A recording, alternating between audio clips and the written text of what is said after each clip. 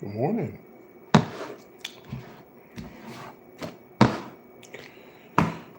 So I got a problem, y'all.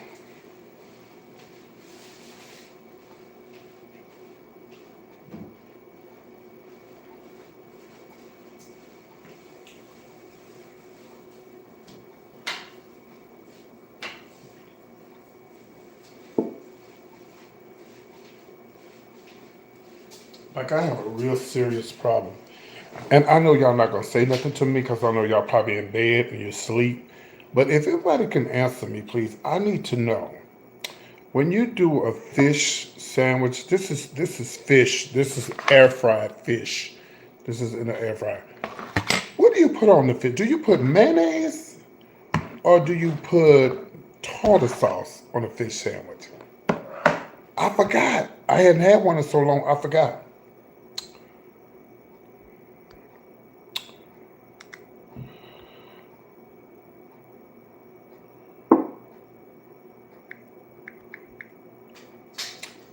There's 13 people watching. Nobody can tell me because I really forgot. You put tartar sauce. Okay, I wasn't for sure. Do some people put mayonnaise? If I got tartar sauce. I don't know why I was thinking you put mayonnaise. Oh, okay. All right, thank you for telling me that. I wasn't for sure. Hello, everybody. I don't know if y'all watch me or not, but I just finished a show earlier. Tartar sauce. Okay, I know. So I just finished the show earlier. So I'm hungry. And I had a salad earlier, but I needed some food, but I didn't want nothing fried. I wanted air fried, which they said that ain't no good for you either. What is good for you nowadays? You just don't know. You don't know what's good for you. Everything you eat causes cancer, so it's like you're just not safe. Okay.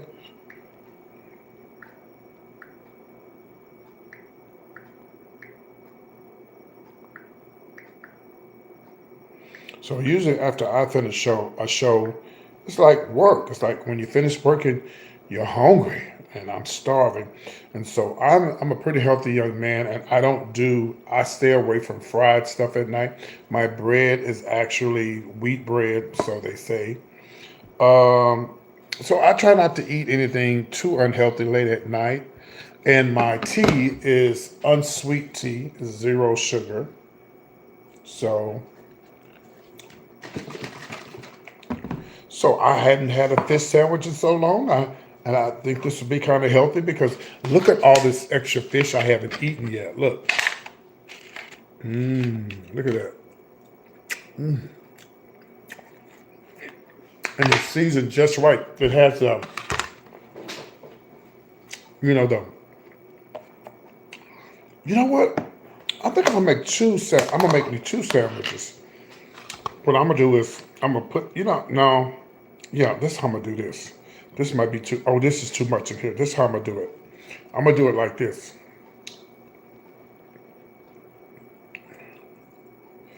I wish I could make millions of dollars like some of these people do on YouTube doing those eat videos.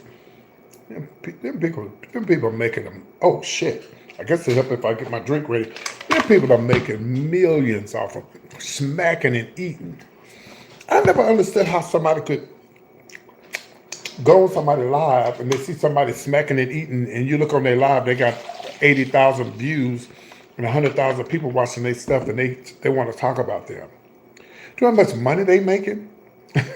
You think I would give a damn if I was making?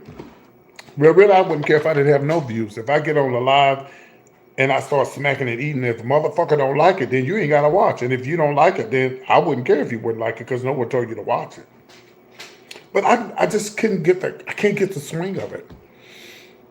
I've done plenty of mukbangs, a lot of mukbangs, and I tell people You eat every day. So if you eat every day, why not get paid to eat and do it in front of a camera? But I just hadn't got that glitch yet. But you know what's funny?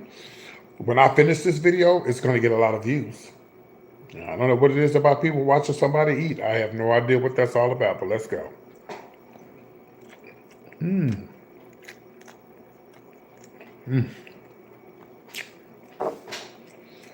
There's one thing missing. There's one thing missing.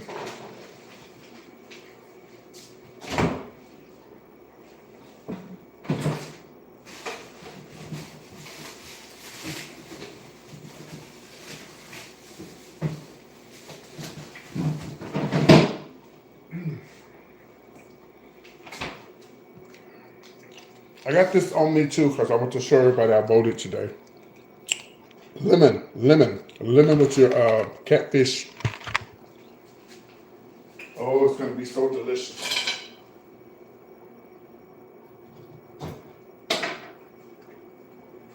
Spread that lemon across there. That's going to be so good. That's going to make it a whole lot better. But yeah, some of you guys, T-Mobile got to breach data. Some of you guys may not know who she is, but her name is B-Love. She does mukbangs on YouTube. She said she became a millionaire in 11 months eating on live. And some of y'all have been on your job for 11 years and eating happy and haven't even become half of a millionaire.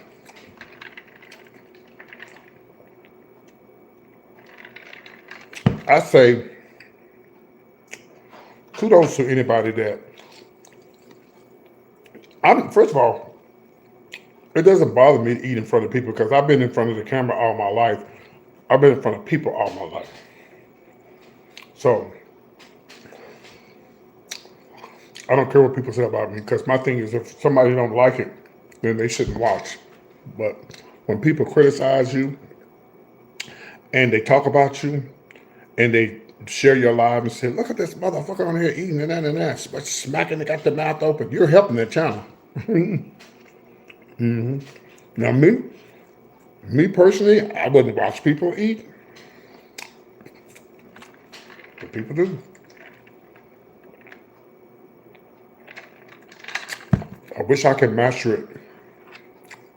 Can you imagine? You're on vacation. And somebody goes, hi, where are you from? Oh, I'm from Texas. You're over in Hawaii. And well, what do you do? I do mukbangs. Huh? What's that? Sit in front of a camera and eat. What's your net worth? 8 million, 9 million. Yeah. What a wonderful feeling. My brother is a cook, and him and I got into it. One of my brothers, we got into it about Bila. That is so gross.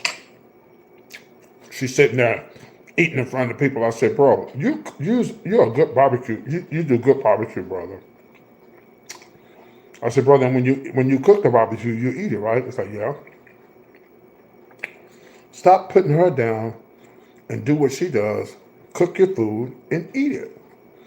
You do good barbecue. You get a lot of views. But he don't have it. He don't.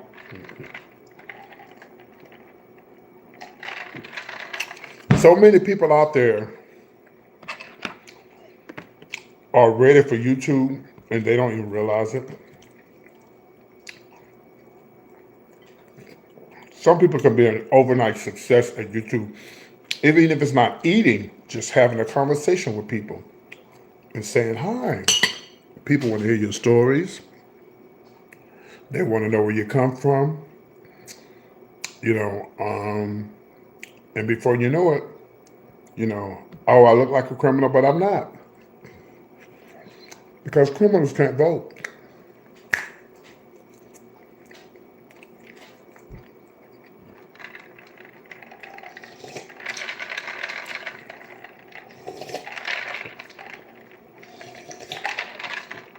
I think somebody just got slayed, honey. Looking like one and being one is two different things, darling.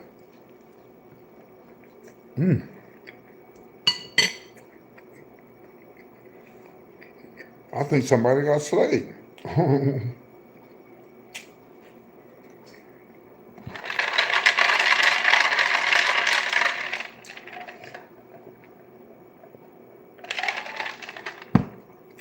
But there's too many people out there with so many talents that they have.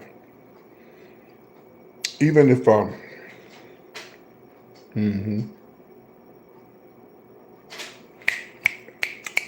the way. Baby Miss Thing bought her a brand new Bentley, honey. Brand new Bentley, honey. Off the people's laughs and jokes. Sorry. I love her. I don't watch her, but I love her.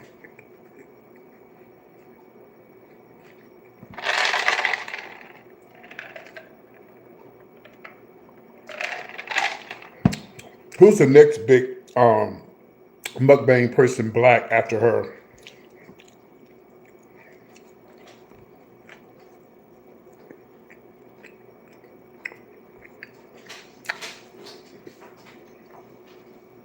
It's so weird because I was in Dallas one weekend and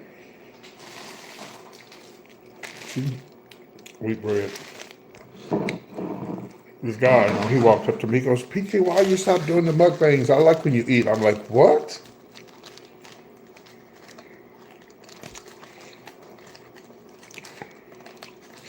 I tell you what kind of channel I wish I had. I wish I had a YouTube channel where you just come on the top. No gossip, no politics, just talk about your life, what you got going on, your family, what you did. You know. So.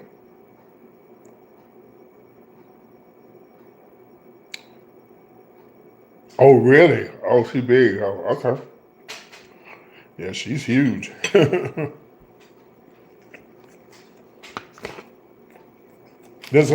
I'm sure her son makes money too, right? He's got a pretty nice channel.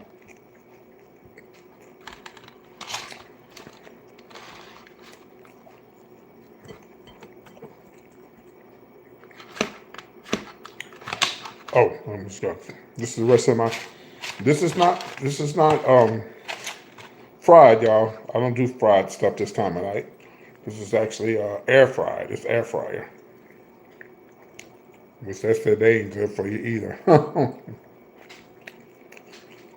Yeah, she's got it going on. I have a friend of mine who's a millionaire, multi-millionaire. And he makes money by running his mouth on the radio. Gary with the T. And I tell him all the time. I tell Gary all the time, you're so blessed to be able to. Can you imagine? What do you do for a living? I do celebrity news. Oh.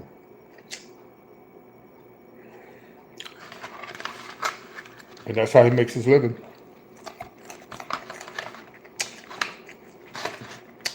That's how he makes his living.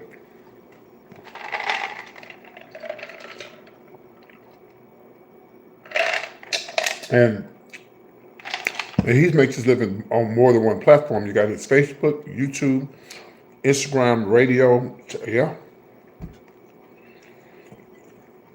And he got money. But he's very down to earth, a very sweet person. The last time I went to Atlanta, he invited me out to his new home that he just bought his new house he just bought, pay cash for it. That's what he told me.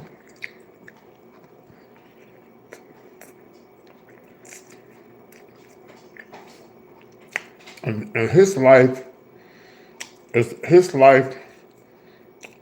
a testimony that if you really put your best foot forward, and really a lot of times be in the right place at the right time, whatever's for you, can't nobody take it from you.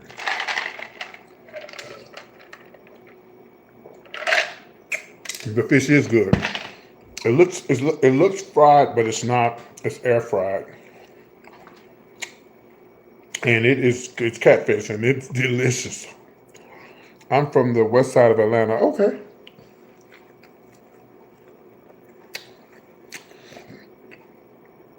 Would that be like H.E. Holmes area?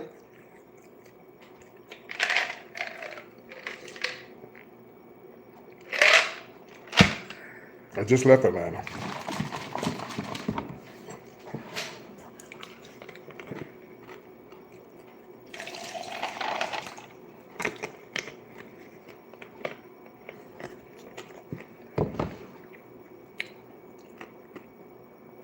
Is that H.E. Holmes, or is that where T.I. was raised? Is that over there? Is that Bankhead, Hamilton? Yeah, Holmes. Yeah, okay, yeah. I was wondering who that person was. Hamilton E. Holmes. Somebody black, I know. You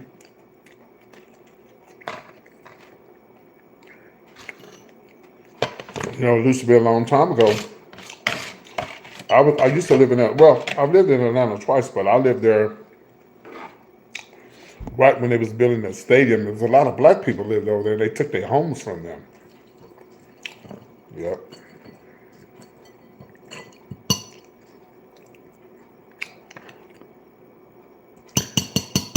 Let me tell you, when I was in Atlanta last week, what the fuck are they doing with the Martyr State? They have fucked up Martyr Station. That whole 5 Points is gone. Like, I know they trying to get it ready for, you know, for the stuff that's coming, but that I got lost coming out of the damn station. I'm like, what in the world are they doing? And I used to live downtown Atlanta on 20 Marietta. I lived in Atlanta when the underground was open. Man, I missed the underground. I just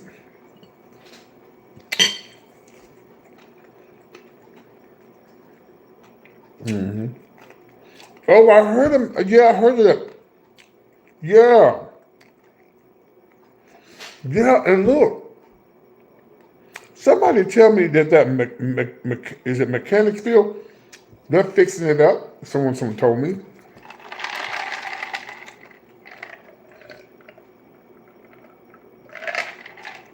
I heard they fixing it, but shit. You see what they doing to 5 Points, you know? Yeah, because my former landlord who had the condo downtown on 20 Marietta, you remember a long time ago? Downtown Atlanta, 5 Points. Remember they had the McDonald's down there, they had the Foot Locker down there, they had all them stores down there. There ain't shit down there now.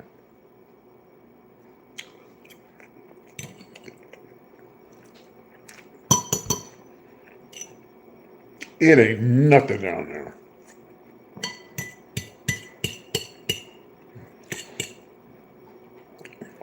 Yeah. Yeah, that's what they say. Yeah. Because I saw something on Airbnb for over there.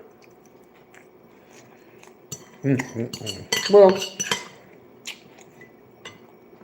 it is for the better, but a lot of people lose their homes and stuff, because they can't afford to live there. I'm forcing everybody out.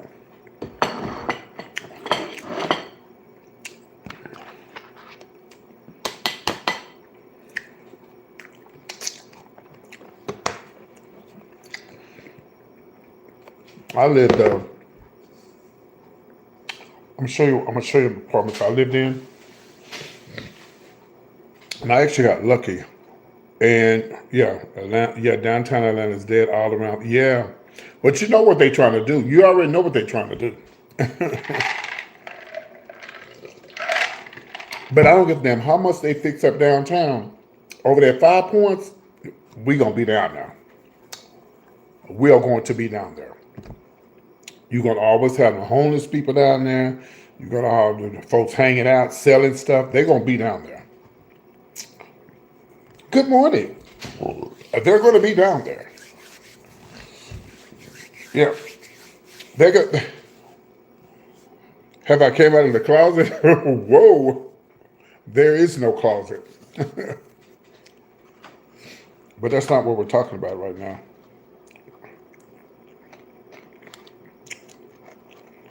I'm gonna show you the apartments I used to live in Atlanta. Now, I got really lucky because I actually found a condo on Craigslist. Only nothing I had a little hunger going on. I was hungry. I just had a fish sandwich. I missed the old Atlanta. Yeah, yeah, I know. Yeah, I know.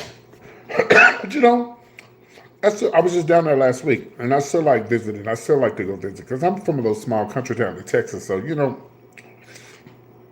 but people come here and they like it. I met a couple of Uber drivers that's like, oh yeah, I like it here. It's quiet and this ain't no crime. Oh bitch, we got crime now. All you gotta do is look. All you gotta do is look in the paper. They got out folks doing crack, meth. They got all kinds of stuff going on here. Folks getting shot and unalive. So it should be going on here, but it's not on the scale of Atlanta, Houston, Dallas, places like that. But every time I go to Atlanta, I've never had no issues. Well, of course, I know where to hang out and where not try to watch my back and stuff. But I'm gonna show you. I'm gonna show you the apartments I used to live in Atlanta. I want to. Oh God, I want to move back, but I need to be closer to my mom. So yeah, I was just down there. I was in Atlanta the day before Jesse Jackson died. I'm about to go to sleep. I just did a whole show. Yeah, that's what they say. I'm originally from Austin. I was born in Austin. So yeah, yeah, because they had that South by Southwest is coming up soon in Austin. Yeah, and Austin has changed because I lived there because I was raised in a little town called Sweetwater, Texas. Okay, and then my family's in Sweetwater, Abilene, Texas, Fort Worth, and stuff like that. So when I didn't know my father coming up, my stepfather raised me, and when I met my father, I moved to Austin to meet my father and hung out with my family. So I moved to Austin. When I lived in Austin, I'm telling you, Austin skyline now, it's like New York. You can't fucking believe they skyline. Their skyline is off the chain. And I love me a good skyline. And they're actually getting ready to go, I think, underground because Austin has lived in Oak Hill for 8 years. Where is that at? Where's Oak Hill? You mean Oak Lawn? Where's Oak Hill? In Atlanta? Or you mean Oak Lawn? So Austin has, I think there's 35. So the wife and I are thinking about moving to Texas. Where is? Okay, now you get you to put me on the spot, but I'm gonna be honest with you. I love Houston. You might not like it, but the rent is cheap. I had a 2-bedroom in Houston, y'all, for $1,200 a month. You might say, well, you must have been in the hood. Well, not really. I lived off this street called it was called Richmond and Derry Ashford. Richmond and Derry Ashford. Yeah, I mean, rent is still cheap in Houston. Depends on where you go.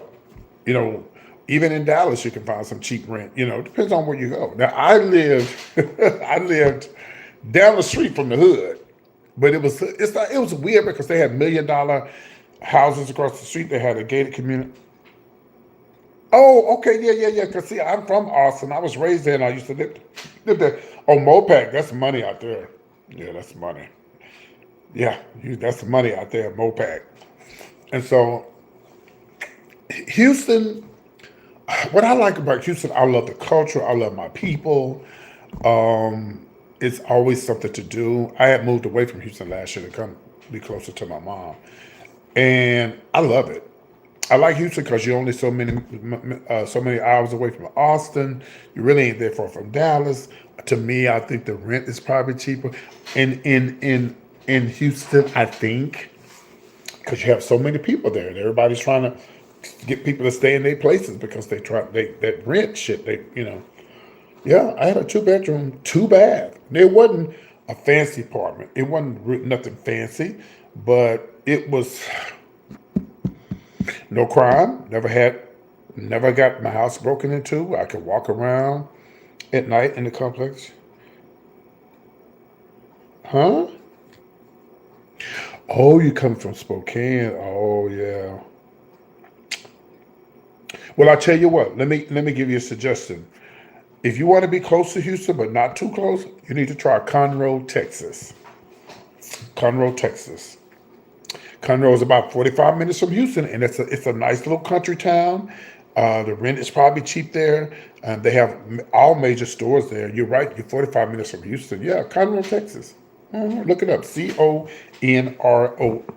Conroe, Texas. Shout out to Conroe. If anybody watching, I used to live there. Unfortunately, I had to live there because my best friend's roommate at the time. This is way back in the '80s, y'all. He was an older guy. He was jealous of me. That's back when I was young. So, a true story. He was jealous of me. He didn't like me. He didn't like the fact that my friend gave me a lot of attention. Oh, I heard of Webster, yeah. And he was jealous of me because my best friend, he's deceased now, and he gave me my first job in Houston. I think I was 22, and he was just the guy was jealous of me. And one night we got into it, and that was at the time I didn't have a great relationship with my family, and I didn't have anywhere to go. I didn't have an apartment or nothing, and because I was in between my mom's house and his house, and me and my mom weren't getting along, but we're best friends now. And I had nowhere to go, and he said, "Pack your shit," because the guy pulled a knife on me. He tried to take me out, and my best friend was like, pack your bags. I'm taking you to Conroe." True story. And I ended up staying with his grandmother. Didn't even know who the lady was. And I stayed with her for like a month, got my own place, got my own apartment, and so Conroe, Texas. So you'll like Conroe. It's a nice little town, little country town, but they got all major stores there. It's grown a lot since I lived there. And think about it. You're 45 minutes from Houston. When I lived in Conroe, if you want to go to Houston, if you go after 6 o'clock, there's no traffic. If you go during the traffic, it's going to be traffic. But if you go and if you go to Houston after 6, 7 o'clock, it's really not a lot of traffic. But yeah, Conroe, Texas, nice little town. You probably like it there. You have Conroe, you have Cut and Shoot, Texas. A friend of mine lives in Cut and Shoot. Cut and Shoot is not too far from Conroe. You also have before Conroe, you have where is it where they unalive the people at the prison here where they unalive people where they do the death penalty here? Gatesville, not Gatesville, Huntsville. Yeah, we have Huntsville. Yeah, Texas has. Yeah, they do. Yeah, they do. Yeah. Yeah, so that's why a lot of people move here. Yeah, you can move to Huntsville. That's before you get to Conroe, but it's just right there. Yeah. When do I sleep? I sleep when I go to sleep.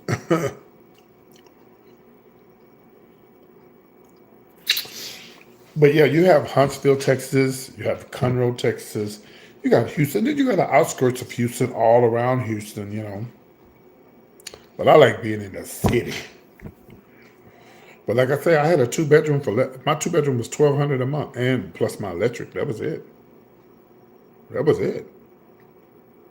But then across the street were $1 million homes, a gated community across the way there too.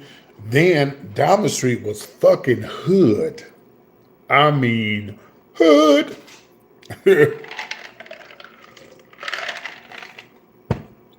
was hood.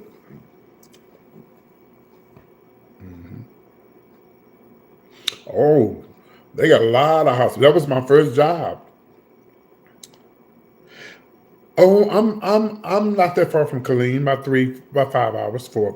When I lived in Houston, I would be, I don't know how many hours, but Dallas ain't that far. Austin is right up the street. Because when I lived in Austin, we go down to see the Army boys. We make a trip just to go down to see the Army men down there. Yeah, it's about 45 minutes from Austin. Now you could try Austin, but the rent is high in Austin. Ooh, Lord, the rent went up in Austin. Uh, let me tell you. Let me tell you. Maybe certain parts, but remember, I came out in the 80s. I was hanging out in Houston in the 80s. And if you lived in Greens Point back then, you had it going on. You had it going on, but it's hood to the motherfucker now. Yeah. No shade to my Latin people, but when the Mexicans take over the mall, that's it. That's a wrap. But I have a friend of mine who lives in a certain part of Greenspoint that's nice. So I guess it depends on what part of Greenspoint, yeah. But it used to be the cat's meow. It used to be the cat's meow back in the day, yeah. But like I said, you might like Conroe, Texas. I like that. I love, I wouldn't move back there again, but because I like Houston, I like big cities. And as far as Dallas, I lived in I lived in uh, I lived in a condo. I was renting on Frankfurt Road outside, past the Galleria. I found a one bedroom for 900 a month. They had some for seven. People renting different apartments and stuff. So I don't know. This one man, he had a two bedroom. It was a two bedroom. No, I'm sorry, it was a one bedroom den, and it was nine a month. I think it was nine. And he wanted he I had to get out of the lease because he wanted to sell it and asked me did I want to buy it. Hell no, I can't afford this. And let me tell you, those condos were so fucking nice. I found it on Craigslist. You'd be surprised what you can find on Craigslist. I found it on Craigslist, and the condos were so nice. They had security. They were so strict. They had the constables and the police drive to there, and they look at your car, and you got an oil leak. They're gonna tell you if you had a warrant or if they have something. They run your tag. They tow your shit. You can leave nothing on the porch. I remember one night I had accidentally and forgot to take out my trash. My landlord emailed me and said you need to take the trash off the porch. They're strict. Frankfurt Road, and like past the Galleria, Frankfurt Road, and I think Bent Tree Condominiums. That was the name of them. Bent Tree Condominiums.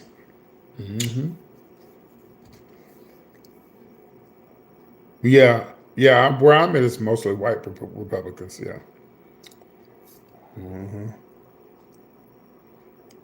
Yeah, because you have the Baylor College there. That's why it's so expensive. Baylor. The best thing I know is it was get a passport and rent a nice place.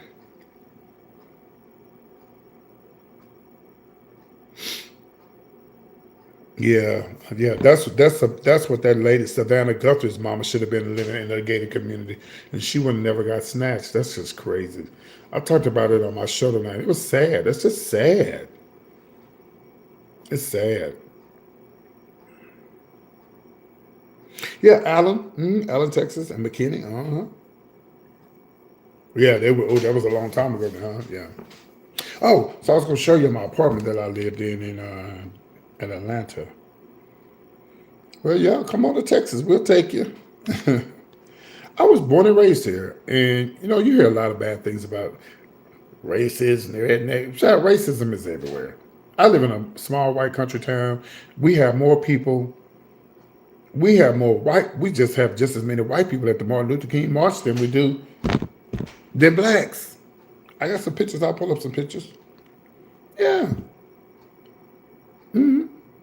Our buses stop running at 5:30 in the afternoon. you know, Racism is everywhere, and you have good people. Everybody's not racist. I feel more threatened by cops in Houston and Dallas than I do here in my little hometown. Never been stopped by the police and never been harassed by the police, nothing. My mom said when my grandparents moved here back in the 40s, I don't know why they came here. Why the fuck would they leave the Houston area to come here? I swear, lock them up. They have apartments for as low as. Oh, where? Oh, over there in Dominican Republic. Yeah. My mom said my grandparents moved here because, of course, there's always been racism and stuff, but um,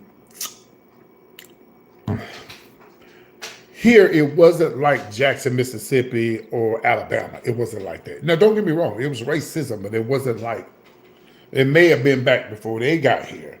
But um, this town is basically it's like it's a Christian town. It's like a lot of churches. The Church of Christ run this town.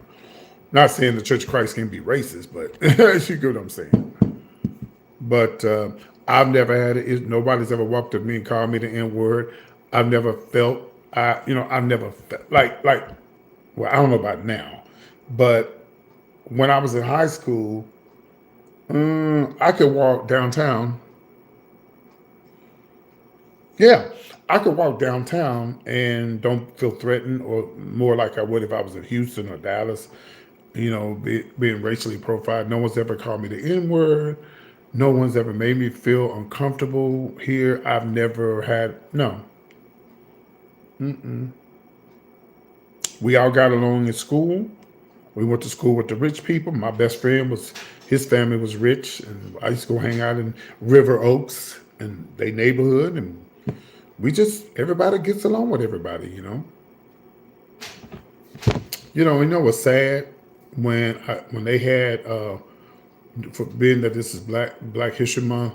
I'm like, this administration need to come here so they can see how black and white people come together and and vote. It's crazy, man. I don't even want to get into politics, but some people need to travel. Well, you are young. That period of time was before you. What period of time? You talking about racism or what? 20 Marietta Street. So I'm gonna show you where I used to live, and let me tell you, I was crazy. And I didn't realize this until like 4 years ago. The whole time I lived in this condo, I never knew the building across the street was the first drugstore that sold the first Coca-Cola. I never knew that until one day when I went back to Atlanta and I was showing somebody where I used to live. I said, "Let me read this. What is this building right here?" And I was reading it, and it was across the street was the first. It was the first drugstore that sold Coca-Cola. The first drugstore. Let me show it to you. Let me take my light off. Y'all need to get y'all one of these lights. They have them at they got them at Walmart. Yeah. Okay. Y'all need to get y'all one of these lights. They have them at Walmart. See the difference when I put it in front of me than when I take it away? See the difference? Yeah, and it was less than $20. And you just clip it on your phone or clip it on whatever, and it gives you that. See? Yeah. Okay. So this is where I used to live.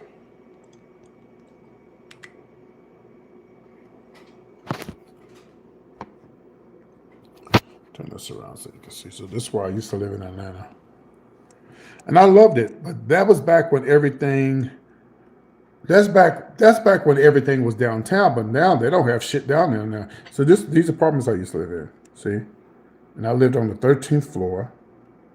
And this is why I like living down here, but like I said, it's not the same no more. It's real hood now. Oh, you do? Okay, so you know what this is at? Okay. So this is where I used to live. Now, what's so weird, this right here, there used to be a store in here. And I think they got a barber shop here now. I know that's still there. I just saw that. I was just in Atlanta last week. There it is. So the barber shop is there. That wasn't there when I lived there. But let me show y'all why I like living here. So they're all individually owned. So this building here is the first building where they sold Coca-Cola at. See, they got Coca-Cola sign right there. See it? And I never knew it. And here goes here's the information right here. See, right here, the birthplace of Coca-Cola, and I never knew that the whole time I lived in Atlanta. Yeah, the first birth glass of Coca-Cola was sold in that building. Isn't that neat? I should go there next time I go. I'm going there and buy a Coke. So this is why I like living here. So come over here. This, y'all, is not the same. The person that's from Atlanta, they'll tell you, Eddie will tell you, it's not like this anymore. It's changed a lot. So all of this over here, they used to have all these stores over here. Remember, Eddie? They had stores all up and down. They all gone. You might have a few that's still over there, but all up and down here, all this shit is gone now. That's where the underground used to be. And then you go down and there. But see, look, okay, so this is new. This is actually new. Yeah, see, they tearing up Marta right now. See how they tearing up Marta? Oh, so this is the picture. Yeah, see, they getting ready for the what you call it? The soccer thing. They getting ready for the. How do you know how to get around Atlanta when every street is named Peachtree? You just know how. I remember. Hey, Eddie, you remember when that Payless was open years ago? This I work for Marriott, so this used to be one of our properties.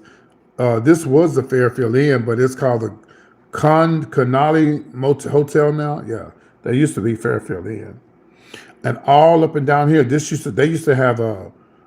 Okay, see what they got over here: China Breeze. Okay, Metro Store. I don't know. I guess it's still there. All of this back up in here, y'all, was stores.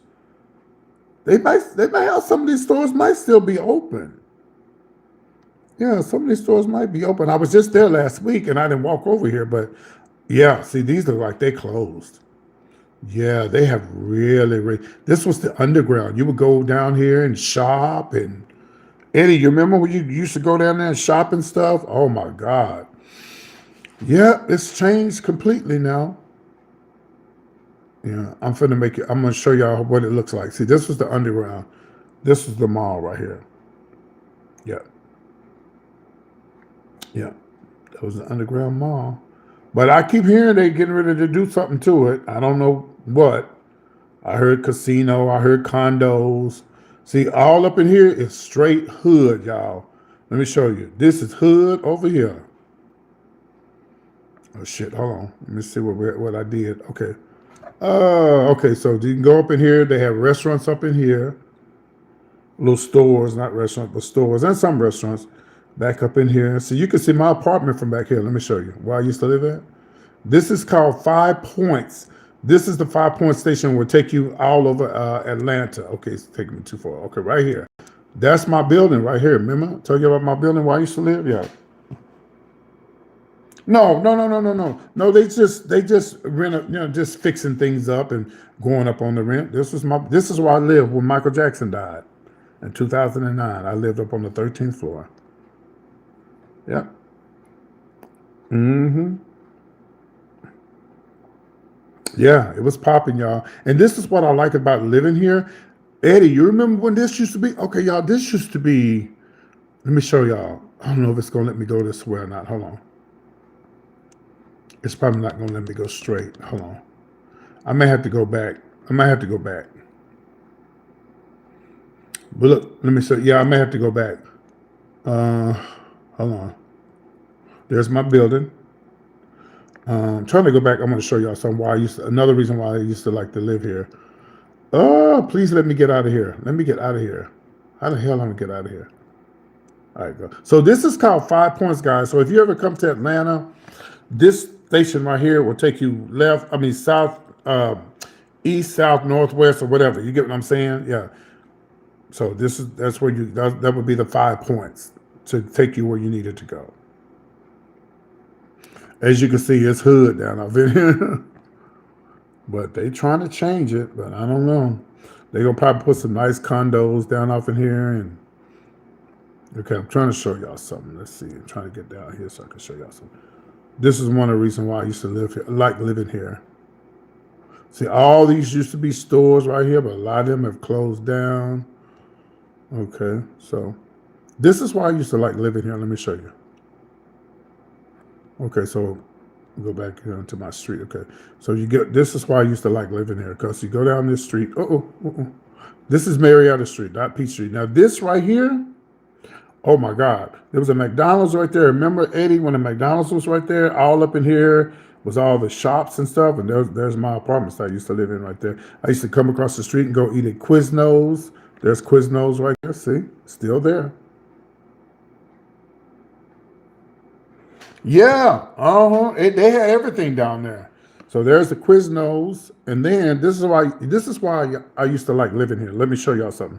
Let me show you how close I was to one of my favorite news channels. I don't think it's there anymore. I don't know if they moved it or what. I heard they was moving it. It might be still there. I'm about to see. Okay, here it is. There it is. It's still there. No, they moved it. Oh, the CNN building is gone.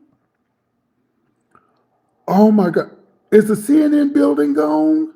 This is where the CNN building was at. This is the Omni. This is where they had the bombing. Y'all remember the Centennial bombing for the Olympics? That's where that was at, yeah.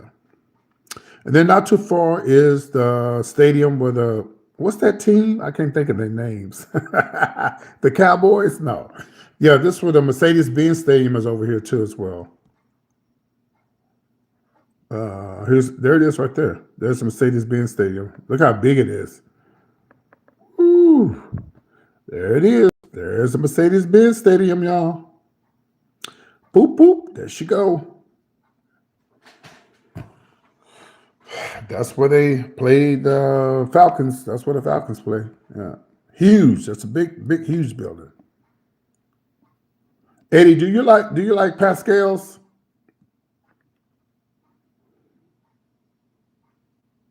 There it is. Mercedes-Benz Stadium. Yes, sir. There you go. It's a lot of fun. You just have to watch where you go and stuff. And for those who don't know, for those who didn't see let me show you what I did last week when I was in Atlanta. Okay, first of all, let me get myself off of here. Yeah, okay, because a lot of people, I lived in Atlanta, but a lot of people don't like Mary Max. I'm like, I like Mary Max. I love Mary Max.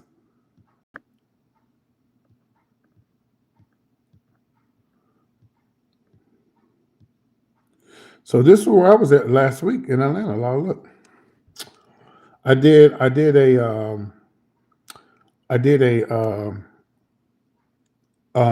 tour of the Martin Luther King Center. Here it is right here. See, I did a tour in Martin Luther King Center. I always do that for my viewers. People have never been there before, so I do a live.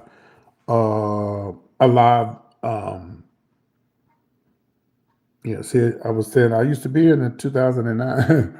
I was talking about. So let me show y'all what I did. And this was the day before there's Martin Luther King's house he was born in. This was the day before Jesse Jackson died. This what his house looks like. But they're renovating it now.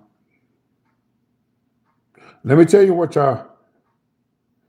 Yeah, I know. That's what I understand why. I guess people who live there, they don't like it. So this right here, let me show y'all. This is the King souvenir place where you go get souvenirs and stuff. Now let me show y'all where the hood used to be. So this was considered the hood back here. Let me show y'all. Now Martin Luther King, a lot of people don't know, they had money. They have more money than these people that live back here. Let me show y'all. As you can see how big their house, the King's family, how big their house was. Their house was huge. But these were people who did, I guess there would be servants and waiters and dishwashers and, who had the low income jobs. This is where they lived. Let me walk out my camera. My camera looks dirty. Give me a second. Oh yeah, that was it. Okay, so this is where these people lived.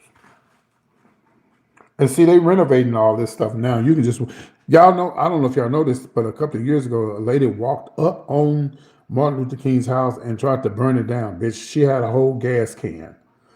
Shit. So they renovating all of this. These were like considered the projects. See? Let me turn it up so y'all can hear it. Oh, turn up the volume. I don't know what that was. I guess I need to ask them what that was a long time ago. But this is Martin's house right here. This is the back of it. Y'all see the back of it right here? They had a big ass house. That's the back of the house. These was what they call the projects. Actually, you can go down here. I'll show you. I hope they don't tell me to get from back here.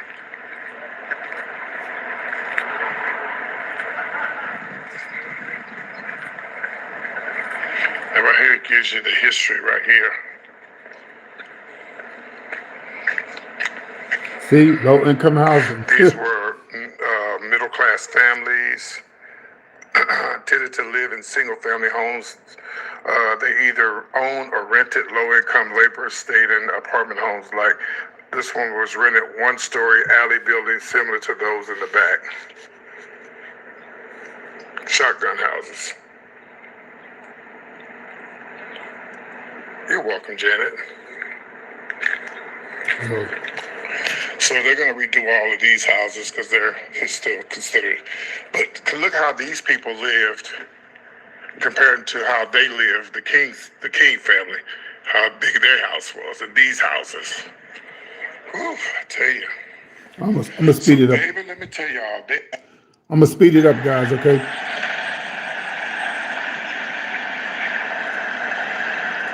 No, nobody lived in that house. You can't live in that house. No one would ever be able to live in that house. That's a historical landmark. Somebody had the nerve. Somebody had the nerves to ask me, "Do anybody live in Martin Luther King's house?" Wow. These houses, but I was told they have rules and stuff they have to abide by. It might be Section 8. Okay. Oh, this is the Martin Luther King National Park Preservation. Let me go in here.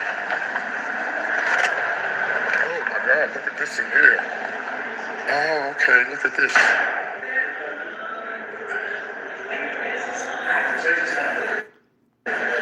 Look at that, y'all. See, I've never been in here. Look at it. Oh, you know what? The church might be open today. Let me ask them if the church is open today. Oh, see, I've never been in here before, so I don't know. Excuse me. Is the church open today? It's not open. It's done for the day. Okay. There you go, y'all. Let me tell y'all something. There you go. Hold on. Let me tell y'all something. I talked about this earlier tonight. I don't know if y'all saw my show earlier tonight, but this man right here behind Martin Luther King, he was gay. And him and Martin were best of friends. And he was the one who actually put the march on Washington together. And people don't know that. Yeah. Bayard Rustin. I talked about him tonight on my show. Go look him up. He was the one before Martin spoke, he got up and spoke before Martin spoke and said, we need this, we need that, we need this, we need this, we need that. He put the whole march together. Bayard Rustin. Know your history. Bayard Rustin, right behind Martin Luther King. Yeah, my lazy ass should have got up earlier. I missed the and I tell people, and people wonder, why is there so many gay guys in Atlanta? Because I'm sure through the years, people found out that Martin and him were like best of friends, and they probably felt more comfortable about going to. That's probably why. You know, Martin didn't give a fuck about his sexual preference. He could care less about him. Martin didn't discriminate against him because he liked men. He taught Martin about nonviolence. Google it. And it's a shame that they don't teach that, and they're not going to teach it because he's gay. But it's true, and it happened. So. The choice. I'll be back though. I'm coming back down here. Anybody watching me? You need full dentures, but can't deal with the. Anybody watch me? Never seen his house before? Endless expensive dentist visits. You need to see this.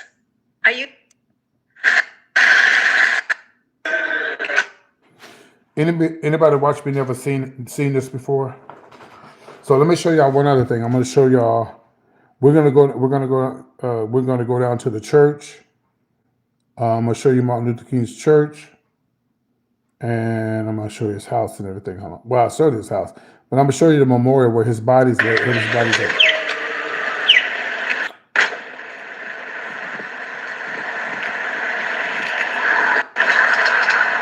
Okay, cool. So this is Auburn Avenue. Auburn Avenue.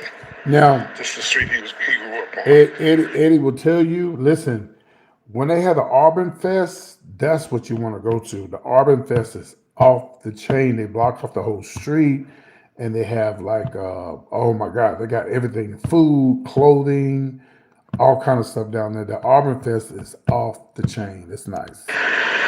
Actually, there was a bunch of houses over here years ago. All this right here were probably houses. This is the old folks' home right here. I'll be moving in here when I move back to Atlanta.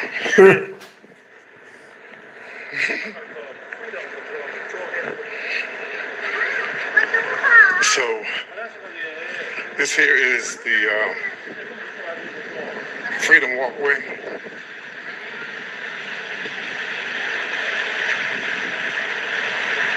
Yeah, that's what they say.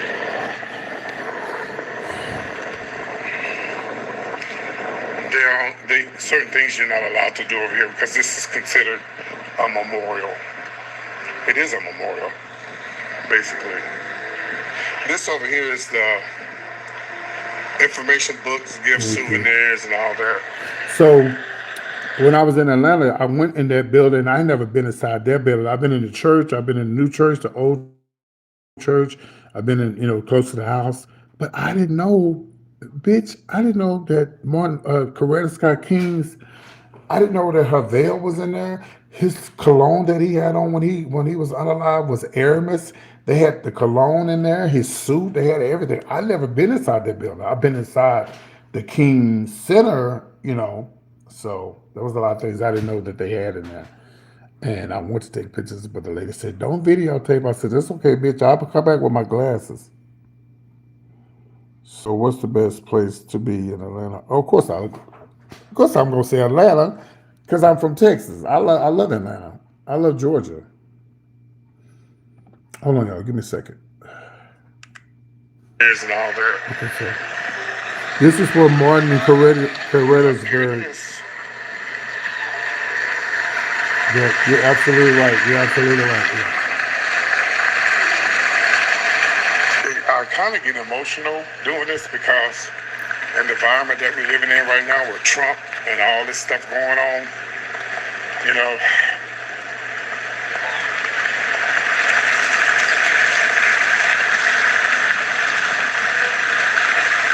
Yep, I'm on my way there now. Yeah, that's why they tell people not to put money in this.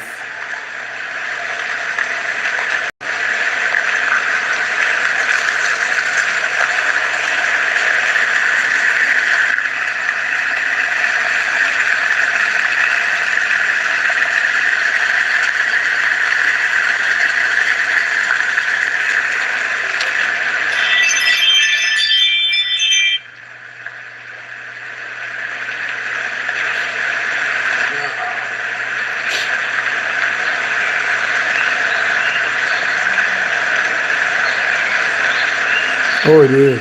Now, y'all, hold on. Let me give y'all a warning. Okay.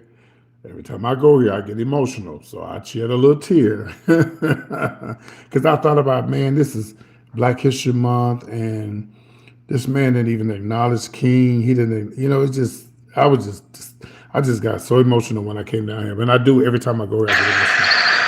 That's why I went live for y'all so y'all can see it. I don't just be thinking about cash apps all the time.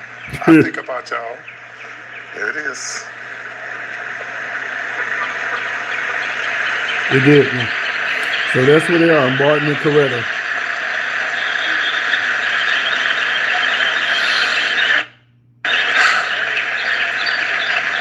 Ooh, every time I come here, I get so emotional.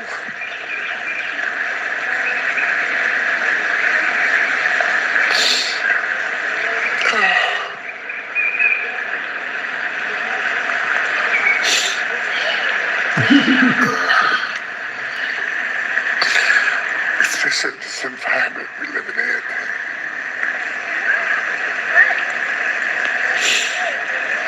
The man didn't even acknowledge him on Martin Luther King Day. It's fucking sad.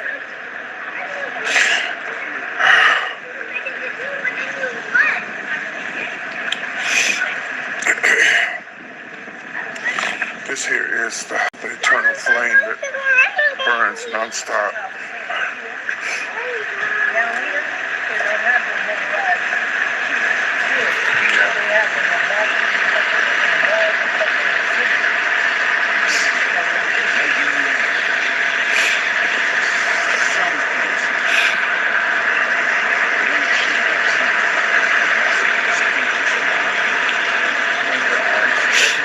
Oh God, I get so emotional when I come here. I gotta put my glasses on. I want nobody to be crying.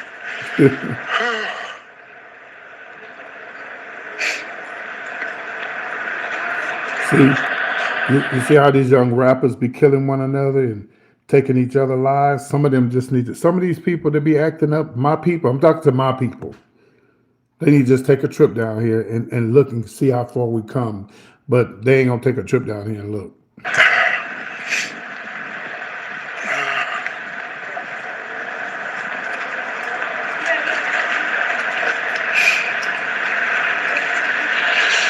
Yep, you're right.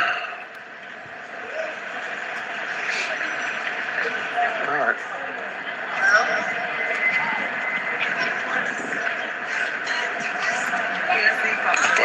Non-violence, What that mean?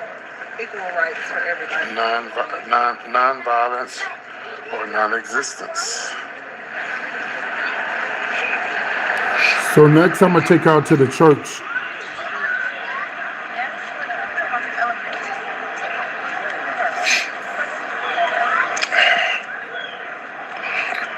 We got to vote, y'all. We have to vote. I know the Democrats ain't the best, but See, I was getting emotional, and look, I voted. I don't just be talking. I voted today. You're welcome. we can't go through this. I may be dead and gone, but we can't go through this another 8 years.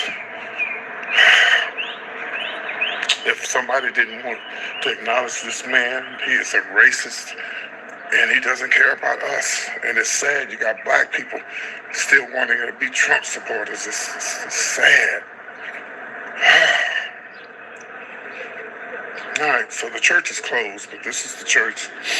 This is Ebenezer, Atlanta, Georgia.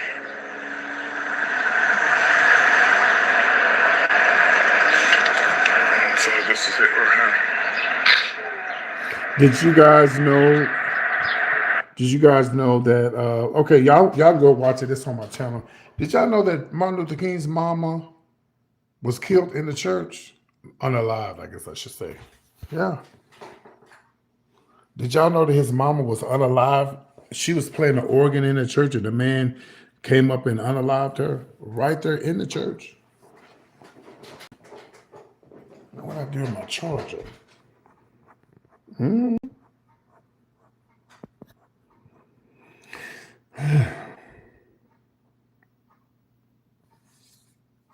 Yeah. Some people didn't know. Hell, I didn't know. I just found out. What? And I thought it was a white man. It was a black man. He was crazy. Yeah. Yeah. I just think a lot of these young rappers, or some of these young black youth, and some of these old ones too, run around here on the fight clubs and all that. They need to take a trip to the King Center. Yeah. His mother was unalive while she was playing the organ in the church. Some black guy, he was crazy.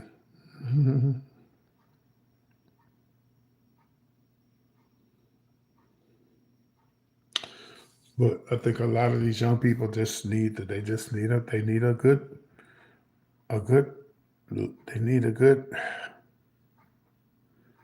they just need to take a what I just did is what they need to see. And it may not even help their ass. Still might not help them.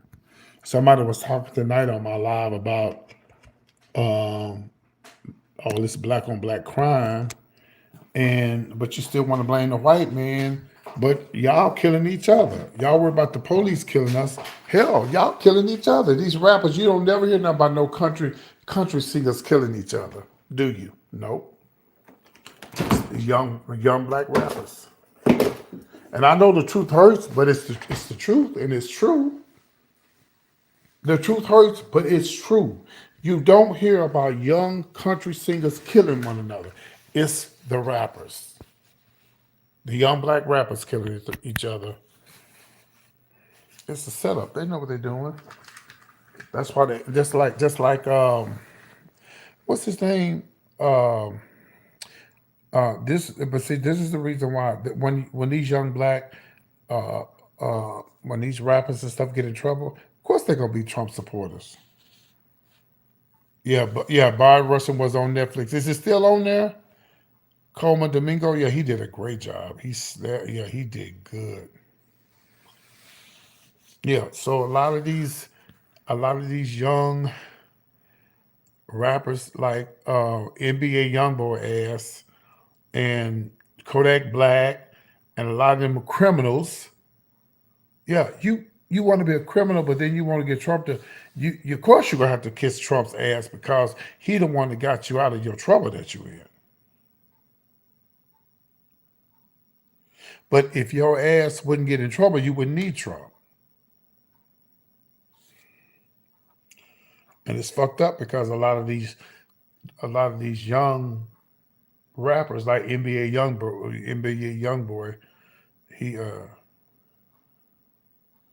right, this little NBA YoungBoy, he of course he has millions of followers and he's misleading maybe not all the young black men but and women, but a lot of them he's influencing them to vote for Trump. He's only doing that because he don't want to get he want Trump to pardon him, and he did pardon him.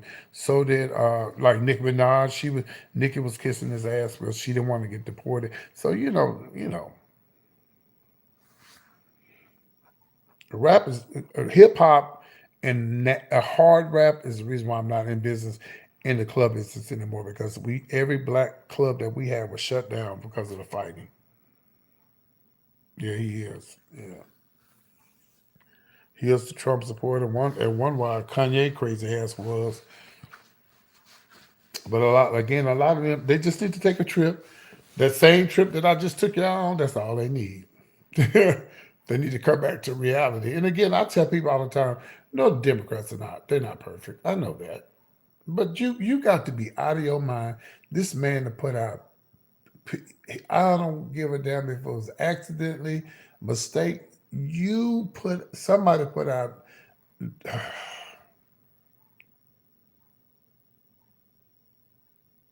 you know what, y'all remember when Rodney King was beaten by the police and they beat him to a dead pulp and just almost took him out of here. And they said, we're going to have to investigate it. What is there to investigate? We saw it with our own eyes. We saw it with our own. What is there to investigate? We saw y'all beat the hell out this man. So y'all mean to tell me y'all didn't see that Trump put out these pictures of Michelle and Barack Obama as apes, and he still never apologized about it? But y'all still want to vote for him?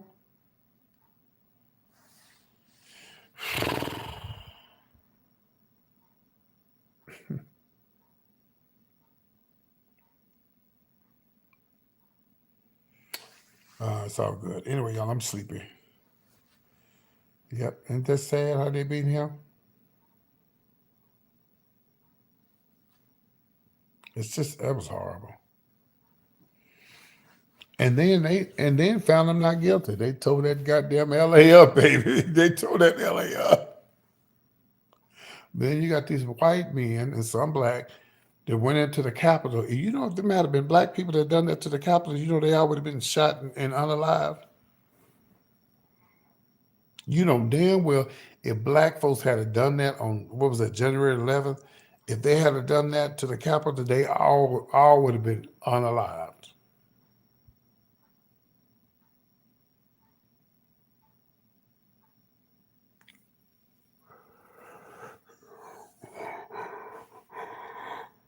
Here's the proof right here. You said, PT, if I had money, I would invest in you. Can I tell y'all something? And if you don't believe me, ask her. Lunel, Lunel. I gotta get my hair done. Lunel, the original bad girl of comedy, she will tell you, I started watching you, PT, because I like your commentary. I like the way you speak. Y'all, I only graduated from high school. I've never been to college. I didn't go to college because at the time my mother and father separated. I had to move to Houston with my mom. Not making this. I went up to college anyway, and I had to, but I had to drop everything and be the man of the house because my mother left my father, and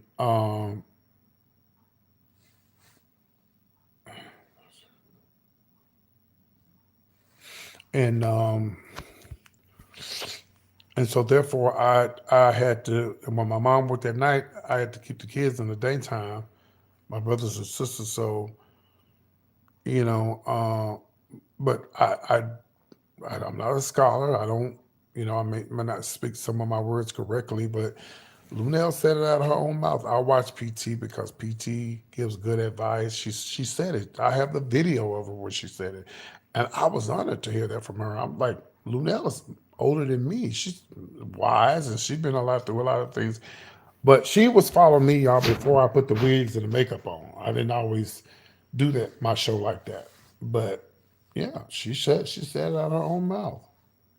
I appreciate it, but I'm just just an old country boy that just try to speak, what I think is right, say what I think is right, and that's it. Hmm. You never seen any videos of me and her together? Yeah, I still do the top five. I just don't call it the top five. It's still the top five. You didn't know that? If y'all notice, every night I do a show, it's still five. It's still five segments. Hmm.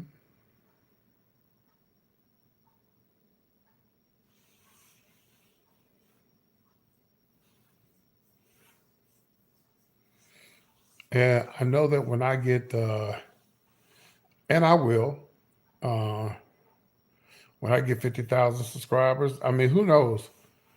Oh yeah, when I live in Dallas, who knows? I mean, I might, you know, I don't know. Tomorrow, I might get a viral video. A viral video. I might get one in the morning. Whenever I do, if I get a viral video, I'm going to go back to PT's top five. PT's uh, PT's top five. PT's top five, something like that. Because I like doing five. I only do five segments. I don't do anything past that. So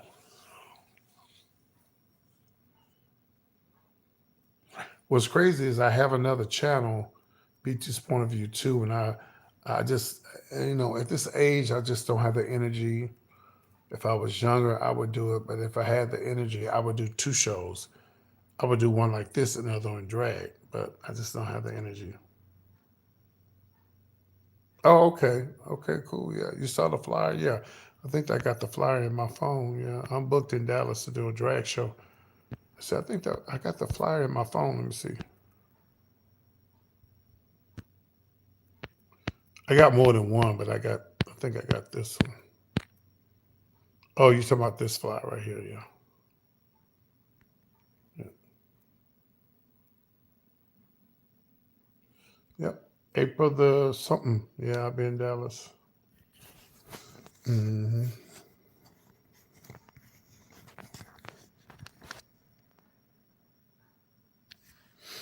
I had to screenshot what you said so I could send it to the promoter. All right, let me remove this out the way. Okay, removed now, removed. I got shared it yesterday. Okay. So you live in Dallas? I would love to see the video of you and Sophia doing the Chitlin Sisters. Oh, baby, it's online. Just go put in. Well, and see, a lot of people don't know this, but okay. I have to say what she said. I'm not saying it, but I have to say what she said. For those who don't know, Sophia McIntosh is the one. She said that Tyler Perry took her idea from her.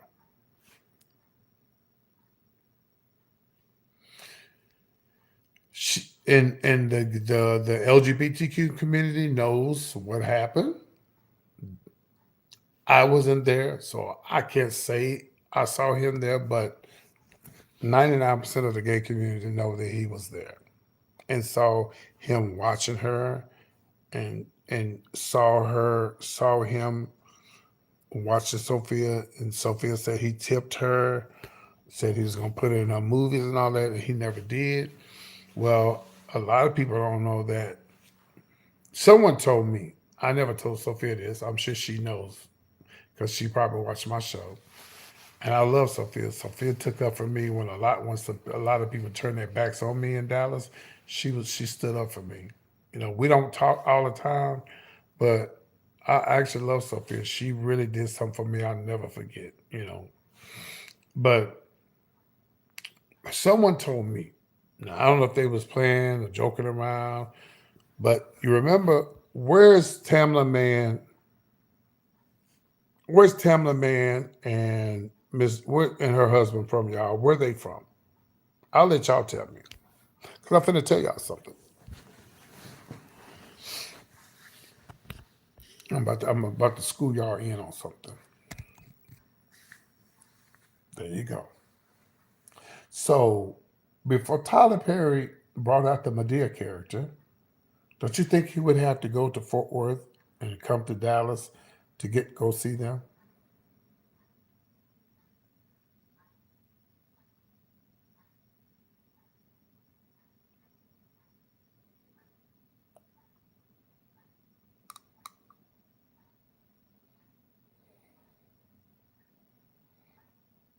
Okay. So this is all speculation. This is all uh, alleged. Now, but this is what someone told me on the ship one time. I don't know if they was pulling my leg, but they said, well, yeah, Tyler Perry did go and watch Sophia, but he also watched both of y'all when y'all was in Dallas. That's why he knew who she was when she moved to Atlanta. Then the person who just said they used to watch us do the Chitlin Sisters, do you remember what I used to do? Tell everybody what I used to do when I would do the Chitlin Sisters. Y'all don't know what the Chitlin Sisters was? Well, it was me and the person who Tyler Perry allegedly used to go see and promised her to put her in the plays and stuff, and he never did. And me and Sophia we did the old ladies. We were old ladies. She was Chit and I was Lynn. We were the Chitlin Sisters. My character was, I forget stuff. She had to remind me.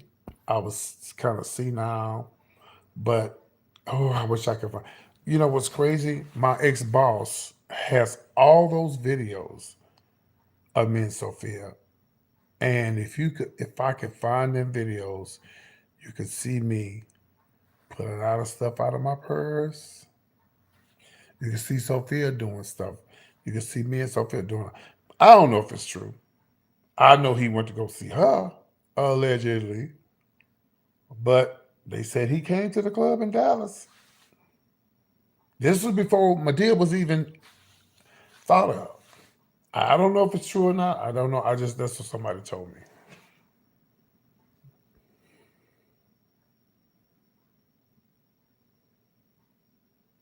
Yeah, it's true. But you hear what I just told you that somebody said before that's how he knew about her. He came to Dallas and used to watch me and her during the old lady. I don't know if that's true. That's just somebody told me. I don't know if that's true. I can't prove that. But you got to remember that was so long ago, y'all. That was way before the Medea character was. But me and Sophia were doing them two old ladies a long time ago. And when she moved to Atlanta, I guess he just said, "Hey, I guess he was like, oh, she in Atlanta now. I'm gonna go look at her." hmm But Sophia and we've been doing them two old ladies a long time ago. So I don't know. I can't prove it. I need to get them old videos if I see that motherfucker walk up in that club. And I'm so mad at my ex boss. I love him to death. But he had all of my Metro videos for me and her doing them old ladies. God damn. Mm.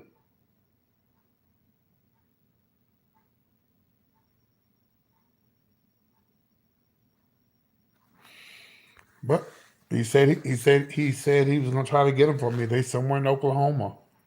I need them videos. I need to look through them videos and see who. They said Drew Hill came there one night because they said Drew Hill came there one night too. I don't know if that's true.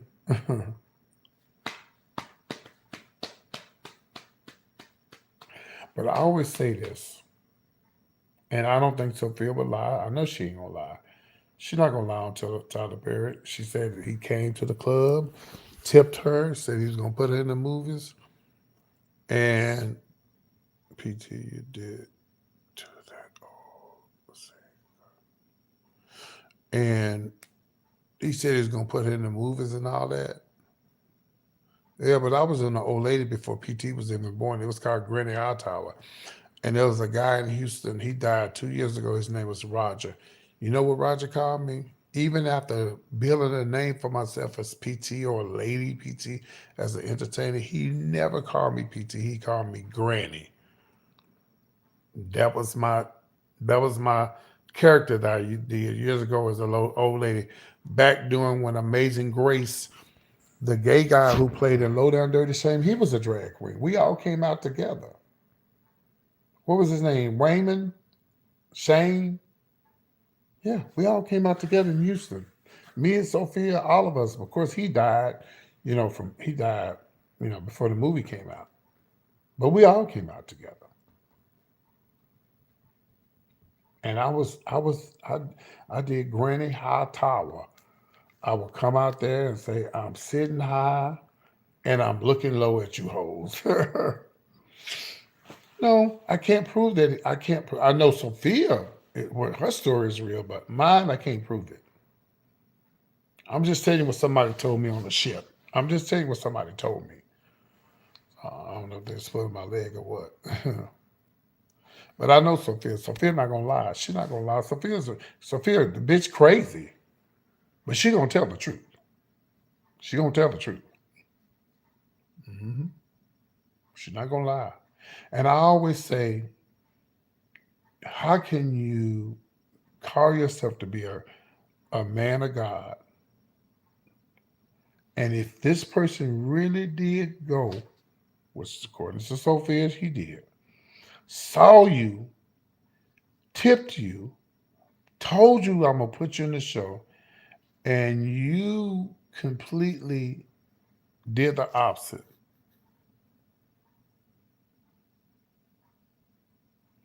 you need to make that right with God before you leave here. I couldn't I wouldn't be able to live with myself knowing that I took somebody's character, was watching them and used that to my own advantage and promised them they was I couldn't live with myself.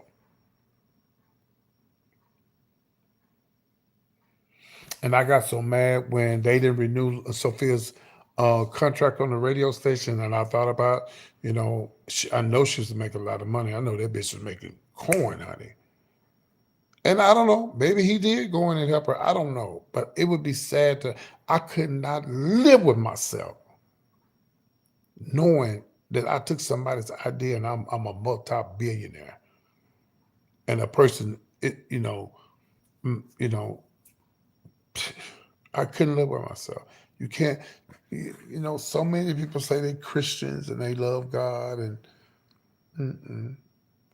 God would not do anything like that. He's not going to use anybody for their benefit, for them to make all this money. And even if Tyler had a did it, uh, you know, even if Tyler had a did it under the table, like Sophia, this is what they call it. What they call it when you don't say nothing. What's that word where they say you're not supposed to ever say nothing? DNA.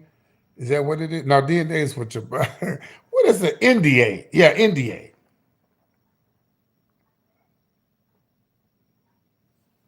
Yeah. Yeah, NDI. What I call it, what I call it DNA. I'm sleepy. Yeah.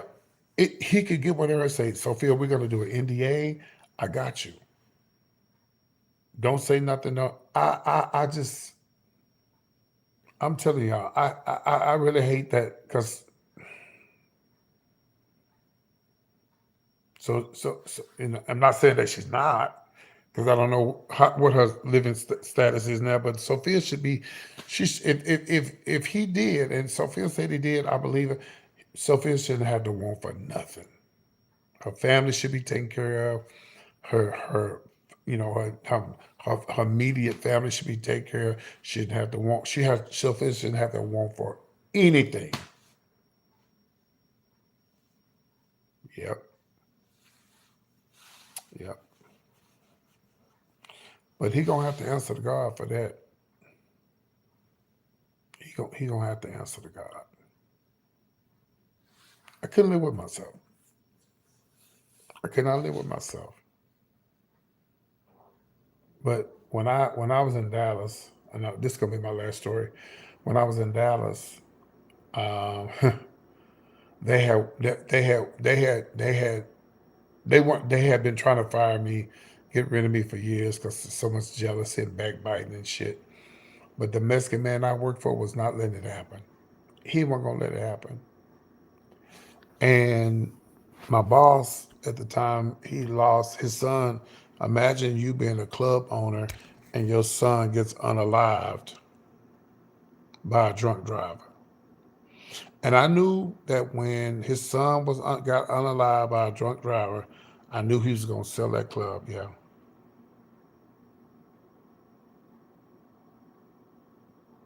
You said his ex best friend said he did that to her, and I did not know you were one of the people as well. I didn't say he. I didn't say. I just said someone told me that he came to Dallas and watched us. That's how he knew who she was. I don't know. I didn't see it.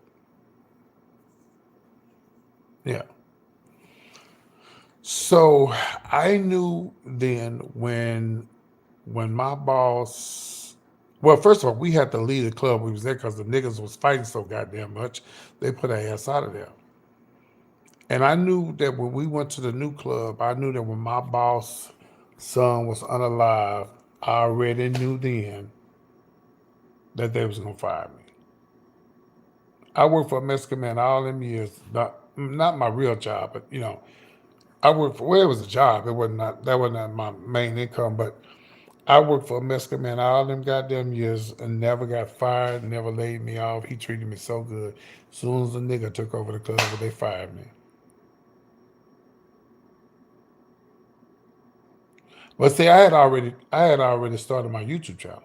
I had already made up my mind I was going to do my YouTube channel, and so I started doing YouTube to get away from the club stuff because I knew it wasn't going to last long. And and when he fired me, I was still there, but I said I was going to quit, right? And he hired Sophia, and Sophia found out. She got mad. It's true. His friend did a interview about it on YouTube. I forgot his name, mama man's name. Oh yeah, you talking about you talking about the guy? Yeah, the guy that be on YouTube. I know he was on Tasha K. That's who you talking about? Yeah, I know you talking about. I saw it.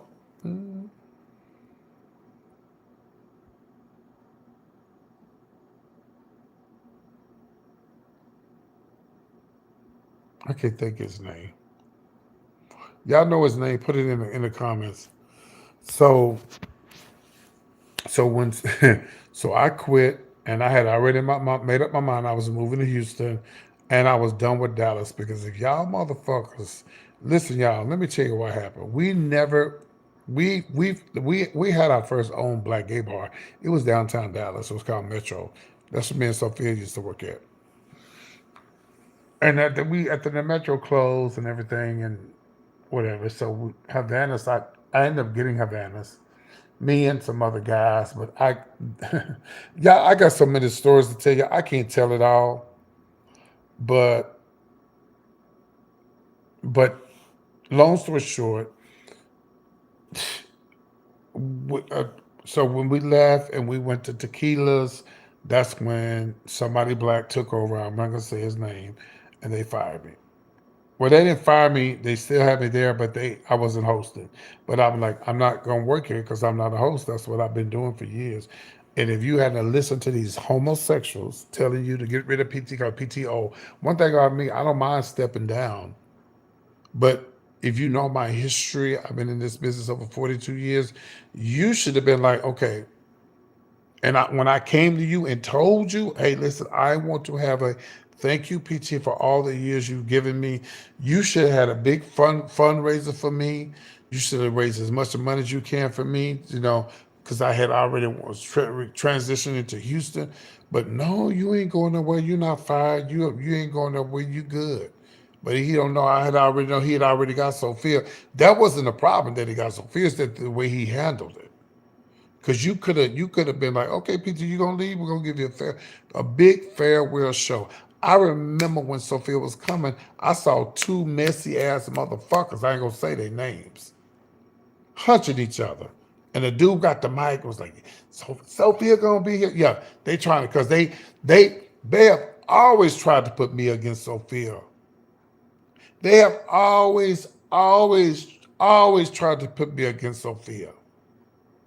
And I tell you, that bitch took up for me. That bitch took up for me. You know what happened? I quit. And me and Sophia talked to her on the phone. She said, "Sister, come on to the show." I said, "I'm not coming." She said, "I'll pay you. You need to come." And I said, "Okay, Sophia, I'll come." And I'm not going to even say the MC's name, but I'll let you guess. Y'all guess it. I'm still not going to tell you who it is. Nobody knew I was coming, not even the person who fired me. And they said, Sophia said, "Welcome to the stage, my special guest, Lady PT Dupree." You said a super chat or a cash app?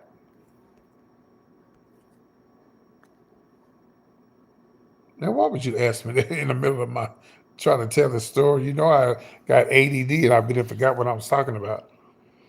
If you sent a super chat, I probably did get it. Yeah, I probably got it. Thank you. So, um, she said, make some noise for Lady PT. I came out. Everybody came up and tipped me, but one person. Well, that one person and they little friends. Because I know it's like, oh, Sophia got this bitch here. I thought she was gone.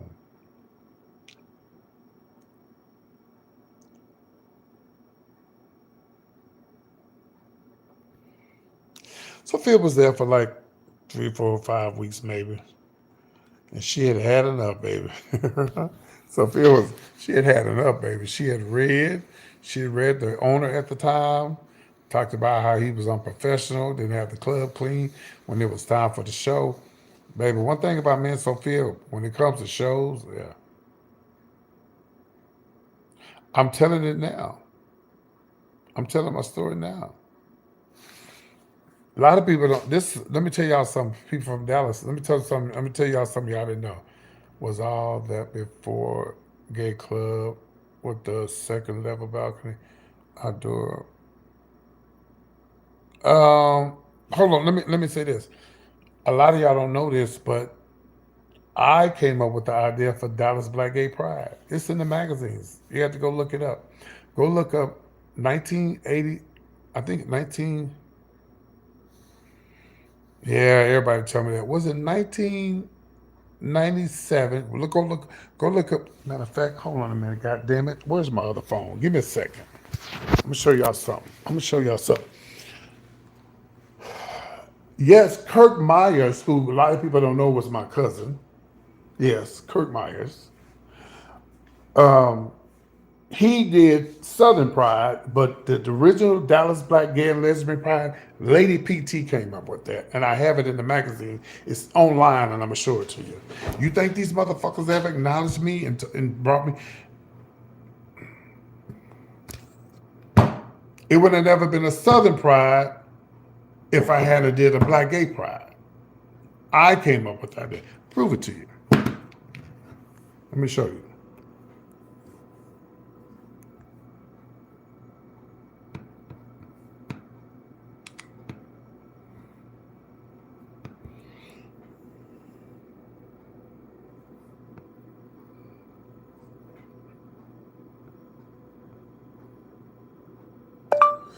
Dallas Black Gay and Lesbian Pride, 1997, the Metro.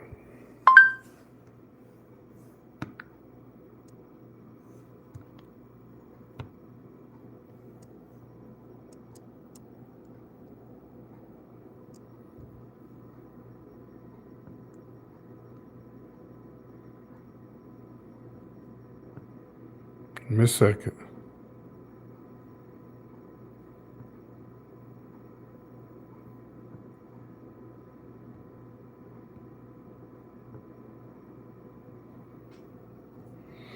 Okay, let me see where. Hold on, let me see.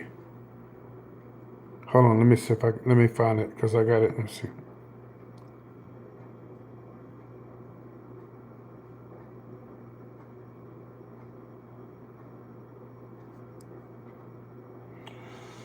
I need my glasses. I can't see. Hold on.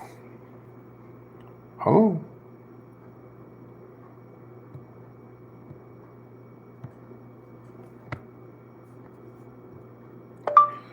Lady PT, Dallas Black Gay and Lesbian Pride, 1997.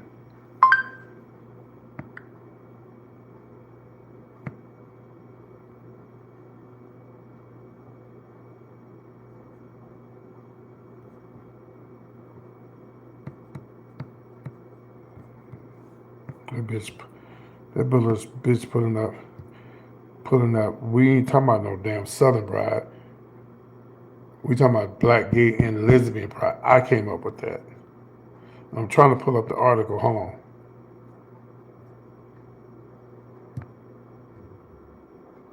Oh, I got the article. Hold on 1 second. I think it's in my. I thought I had it in my. I got so many damn pictures and videos. Let me see. Would it be in my trash? Let me see.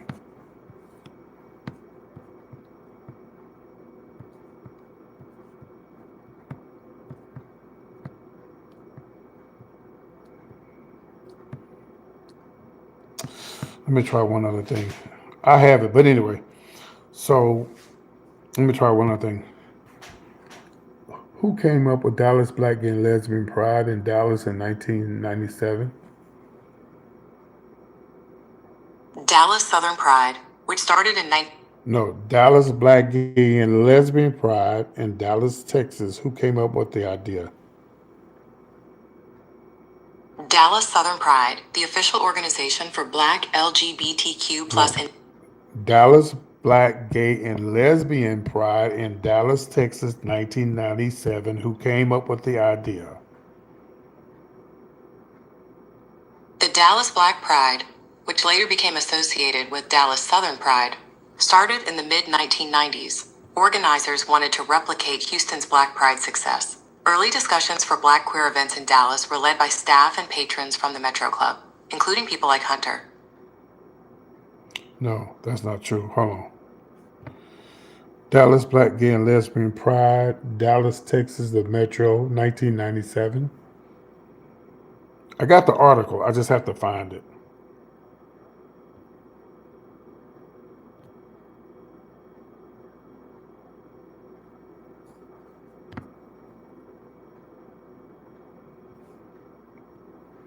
Let me get my glasses. Because I want to show y'all something. I have the article, but I need my glasses. I can't see, child. That's from all them nights, spending the nights in them clubs late at night with them bright lights in my face. Keep living. Your day is coming. All right, here we go. Let me get this right here.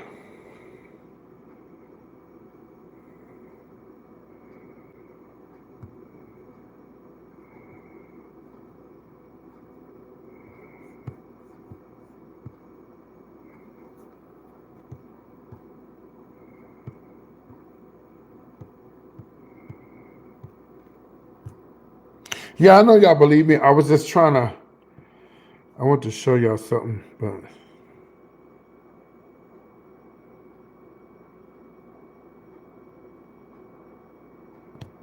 oh, okay. I know how to find it. Hold on.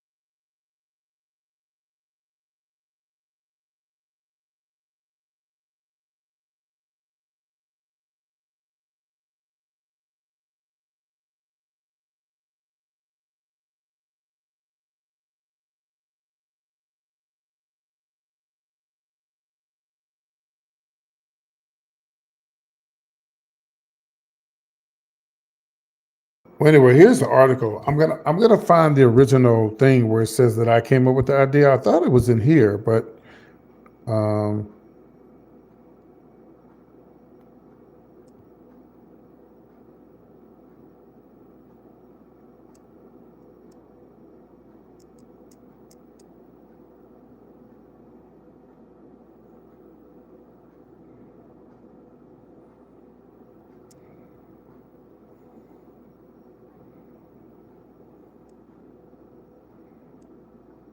see that? No, I did not. Me and Kirk were not. He was my friend, but we didn't get along. He was my cousin. We didn't get along. I love Kirk. He was a sweetheart. He did a lot for me, but we didn't see eye to eye on a lot of stuff. Yeah, so see, I gotta find that. I have to find that article, but it's in here. So anyway, um, so after Sophia read the person that took over the club, uh, they got another MC, and it was Chevelle Brooks. They got Chevelle. It was Sophia, Chevelle. I don't know, remember who the other person was. They went through everybody. Nobody worked out. Well, it didn't work out for Sophia because Sophia didn't. She didn't take no shit. You know, she didn't play no games. And oh, my phone about to die. Sophia didn't play no games, and she wasn't putting up with no BS. So after Sophia was Chevelle, then after Chevelle was I forgot. I think it was somebody named Nikki, and after Nikki was they went through like 3 or 4 MCs job. Then they called me to come, to because it wasn't working out. By then I was over it. I had already had my YouTube channel. I was making money on YouTube. I had already made up my mind. She is from Dallas, yeah. Uh, I had already made up my mind that I was moving to Houston, and I had did. Um, he was paying me. I still wasn't. Well, I finally did start MCing, but I was MCing. Me and Shamar, I was MCing, and I was doing Jello shots and the bartending and stuff. And then I had made up my mind. I had already said I was. And the only reason why I had moved to Houston sooner because that was during Harvey, and Harvey had came and fucked up everything, and I had to wait until the Harvey got better because I would have been gone. And my last night in Dallas, I sold my last shot. I didn't even wait on my money. I didn't even want my money. I sold my last Jello shot, walked out the back door, and never looked back. Never looked back. And all of the people in Dallas that I gave jobs to, hosting and MCing, you think they reached out to me to book? I ain't never done nothing to nobody. Never done nothing. If every MC in Dallas right now, I gave them their job.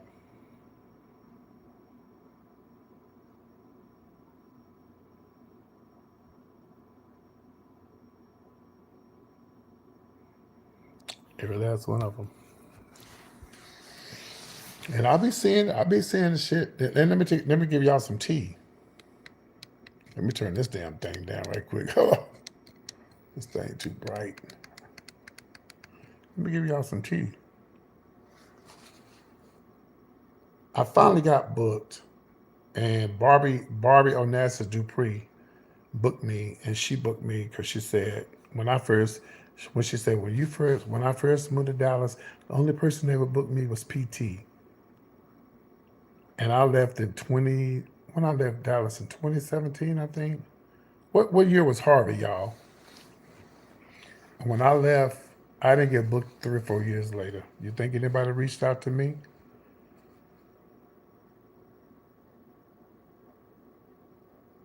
You would think somebody who has not been on drugs, ain't been to prison, you would think, and I see it all the time. I be saying that, we honoring legends. We honoring legends. I'm like, the fuck? You forgot about me? Same thing with Austin Pride. I'm talking to y'all too. All this that's Austin Black, all not Black Pride, Austin Pride Committee. I'm reading them too. I reached out to them. You know what they told me? You have to audition, bitch. Audition, bitch. I was 60 motherfucking years old, bitch. When people was dying from AIDS in Austin, bitch, I was raising money for them. That's my audition. I don't need to audition for what? But you'll book these RuPaul girls who wasn't around during the 80s when our friends were dying from AIDS, and I was out there raising money for people. That was back before the government was trying to help people living with the HIV and stuff. I was out there raising money every damn week, every day. We was raising money for people who had HIV. So don't tell me I need to audition for anything. Austin Pride.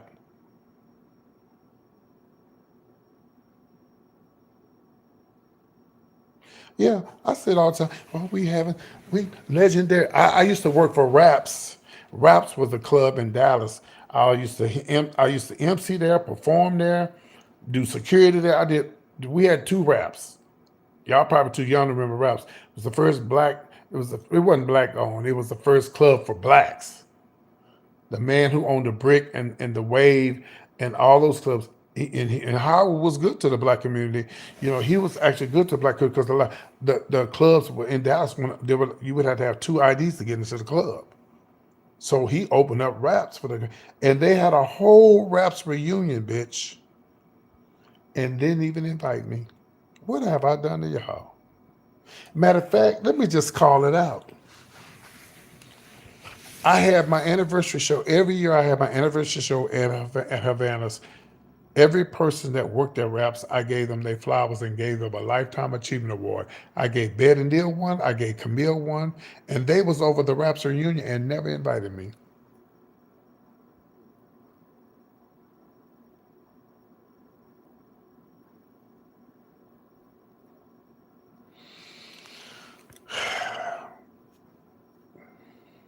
So after Barbie booked me, I'm finna read y'all. I'm finna tell y'all something about Austin too. Hold on.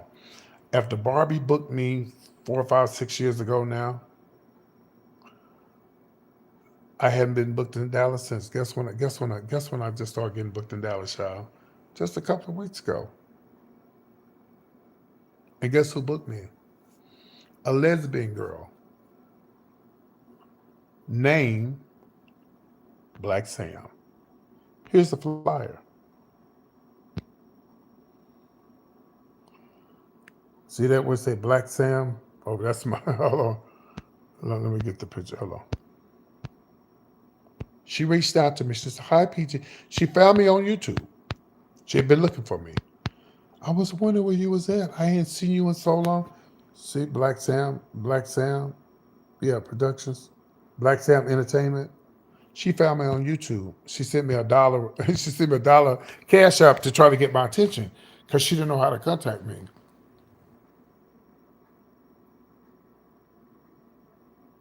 PT, you a legend.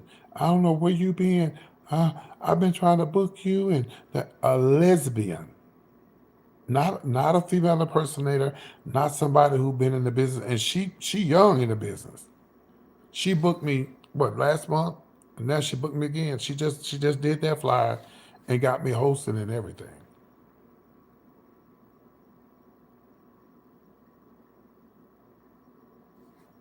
Seems like all the people that's on drugs, stealing and doing drugs, are the ones that get booked.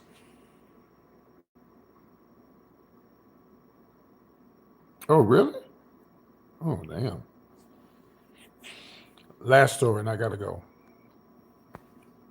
And actually, I have been talking that long because usually my shows last like an hour, hour and a half, 2 hours. It's almost 2 hours now.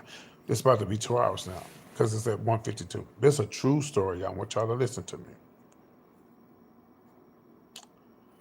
I went to Austin 4 years ago.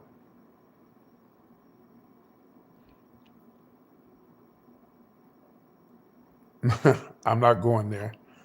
I'm not gonna go there. I'm just telling y'all the story. I want y'all to listen what happened to me. That's why I'm just telling the story. So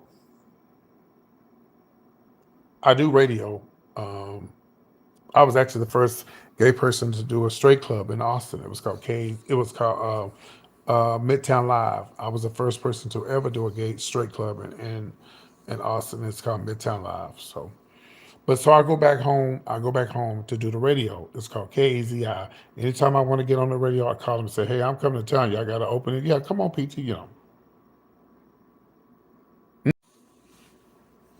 Yep, you're right. So I said, well, this is about 4 years ago, maybe five now. So I'm gonna go to Austin, and I've been trying to get booked in Austin because I'm probably one of the last 3 or 4 legends that's still living from the Austin days, from the '80s days. From the '80s, remember I told you most of our friends have died and moved on, or whatever. So I would reach out to Austin, nobody would book me. I said, y'all, I'm still around. I may not be a RuPaul Drag Race girl, but I'm legend. That's one thing I do love about the straight community. Like, no, when you watch the BET Awards, they acknowledge the legends. They remember the legends. You have to, because they the ones who paved the way for you. It frustrated me. It really hurt my heart that I couldn't get booked in Austin. And then when I reached out to Austin Gay Pride, and they telling me, uh, who Mahogany, I don't know who that is. I don't know who she is. Is she? I think Mahogany. Hmm. Okay. So, um, so even Austin Pride, I'm thinking like Tina Turner. I think I remember her. Not for sure. I think I remember her. Yeah, but they need to acknowledge her too. All legends should be acknowledged, whether you like them or not. It's not who you like; it's the fact that they're still around and have outlived a lot of people. Okay, so I think I do remember her. I think I do. I need to get her Facebook. So anyway, um, yeah, I think I remember her. Yeah, yeah, I think I try to inbox me. Try to inbox me my phone number that I'll be using on my YouTube channel. You can send that to that phone number, or you can text that to my. I need to get in contact with her. I do remember her. Yeah. So um, I get to Austin, and it was the week before my birthday, but I went to do the radio show, and I said, "Oh, they got a talent show." I didn't want to do the talent show, y'all. I just want to get booked to perform. I wouldn't give a damn. Okay, let me screenshot it. You're gonna make me lose my life. Hold on a minute. Okay. I screenshot it. Okay, so back to Austin. I wouldn't give a damn if they gave me $80, 75. I just want to perform it. Austin, this is where the name Lady PT was born. They wouldn't book me. So I found out they had a talent night. And I ain't too good to do a talent night. Talent night, okay, Miss Chicken, okay. I'm not too good to do a talent show. It's a talent show. You got talent, bring your talent. So okay, okay. And I'm gonna read San Antonio too while I'm at it. So I get to Austin, and I'm old school. And they said the talent night starts at 8. And I said, and whoever get there first go last. I said, oh, okay, Miss Chicken sent you. Okay. So let me screenshot that too. Okay, hold on. Okay, I screenshot it. Always, always. Whether you like them or not. But now they'll book these RuPaul girls. Well, we don't have no budget. But bitch, RuPaul girls ain't coming for $100, $200. So I get to Austin and I said, okay, I'm gonna go to the talent show. I did the radio show that Wednesday and I was hanging out with my family. So I said, well, I'm gonna wait around the Sunday. I'm gonna go do the talent show. So I showed up that Sunday. And, I'm an old school bitch. Show started at 8, bitch. I was at 6:30 painted, dusted. I was ready for the show. I was ready to do my thing. So I get there and the girls start trickling in at 7:30. Like, bitch, y'all, the show started at 8. Y'all don't want to be last on the show. Y'all don't want to, be in a good number. Here they come in there dragging their bags. Young hoes.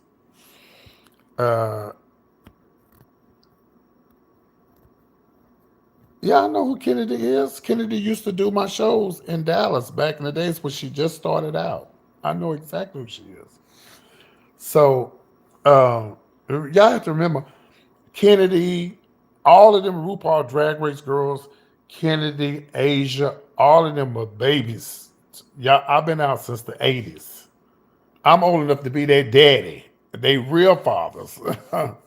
I've been doing drag since 83. That's how long I've been doing drag. So let's talk about PT. Here we go. So I get to Austin and so I get there for the talent night. The girls start trickling in. And I said, they was like, hey, how you doing? Where you from? I said, I'm from Austin. What's your name? Lady PT. Oh, okay. Bitch, I pull out a picture of me at this club called it's still open. It's called is it the 404? I think it's the 404. Is it the 404? Is that the name of it? In Austin, across from Orca and Harry's. What was the name of that club? It's still there. The 404. That's it. Yeah, the 404. I think it's 404 La Vaca. It's still there. So, bitch, I'm putting out pictures. That's you? Uh-huh. Oh my God. Yeah, I was skinny back then. They said, oh my God. So everybody coming in. And so, bitch, I used, when I lived in Austin, I did Patty. That's what I was doing for Patty LaBelle. But that night, I said, I'm going to pull out me some Aretha for these hoes. And I had a nasty Aretha Franklin mix. I said, let me pull this bitch out. There was 12 girls on the show. And your mother was last. And, I don't usually call myself mother, but your mother was last. Okay? Bitch, I came out there and I had done that motherfucking Aretha Franklin mix. I made so much money. When it came time for voting for who was going to win, the talent night, I won the first time they called. When they did the top 5, I won. When they said, give it up for number 1, yeah, Miss Cricket, yeah, 1, 2, 3, 4, 5. I won it. When they did, I won the first round, second round, third one, fourth, and the fifth round because they had the top 5. I won every time they called my name. And they get down to the 3. I won the first time, second time, and the third. I won again. Then they get down to the top 2. Then they say they're going to make us battle. Oh, so you're going to make an old bitch like me battle with my AARP ass, okay? So I also go, bitch, bring it on. Which I think is stupid because if you won a talent show or contest and you obviously won, why would you need to battle? That doesn't even make sense. This is not RuPaul's Drag Race, okay? This is just a talent show. Don't try to do everything that RuPaul do. It's a talent show. If you won, if I beat 4 hoes the first time, third, second, and fourth time, I don't need to battle you. I beat you in the talent night, but I went ahead and battled anyway. So they fucked up and played some song, I don't know what it was, and wore them bitches out. It was 12 girls on the show. 12. And I whooped every last one of them. My old bitch was in pain when I finished the show. That Aretha Franklin was so nasty. I think it started out with, I don't want nobody always sitting around me and my man. Then I went into chain, chain, chain. It was a nasty mix. And by the time when I had finished my show and they say, ladies and gentlemen, get up for your winner tonight, Lady PT. Okay, hold on one second. Oh, I don't know. So and y'all know I got ADD. Y'all can't be asking me all these questions. Let me finish the story, because when y'all hear the rest of the story, y'all gonna hang up on me. Y'all gonna just end the live. Okay. So I beat out all the girls. They running up to me. Oh my God, where are you from? Oh my God, when the show director, her. Shout out to the show director in Austin, Texas, Orkin Harris. Oh, I need to book you. I need to put you on the show, and because we don't get dragged like this. And da da da da da da da. I said, oh, it's about time. I've been trying to get booked forever. I'm from here, darling. I'm from Austin, born here. Never heard back from her. Never got booked. Moving forward. So they said, PT,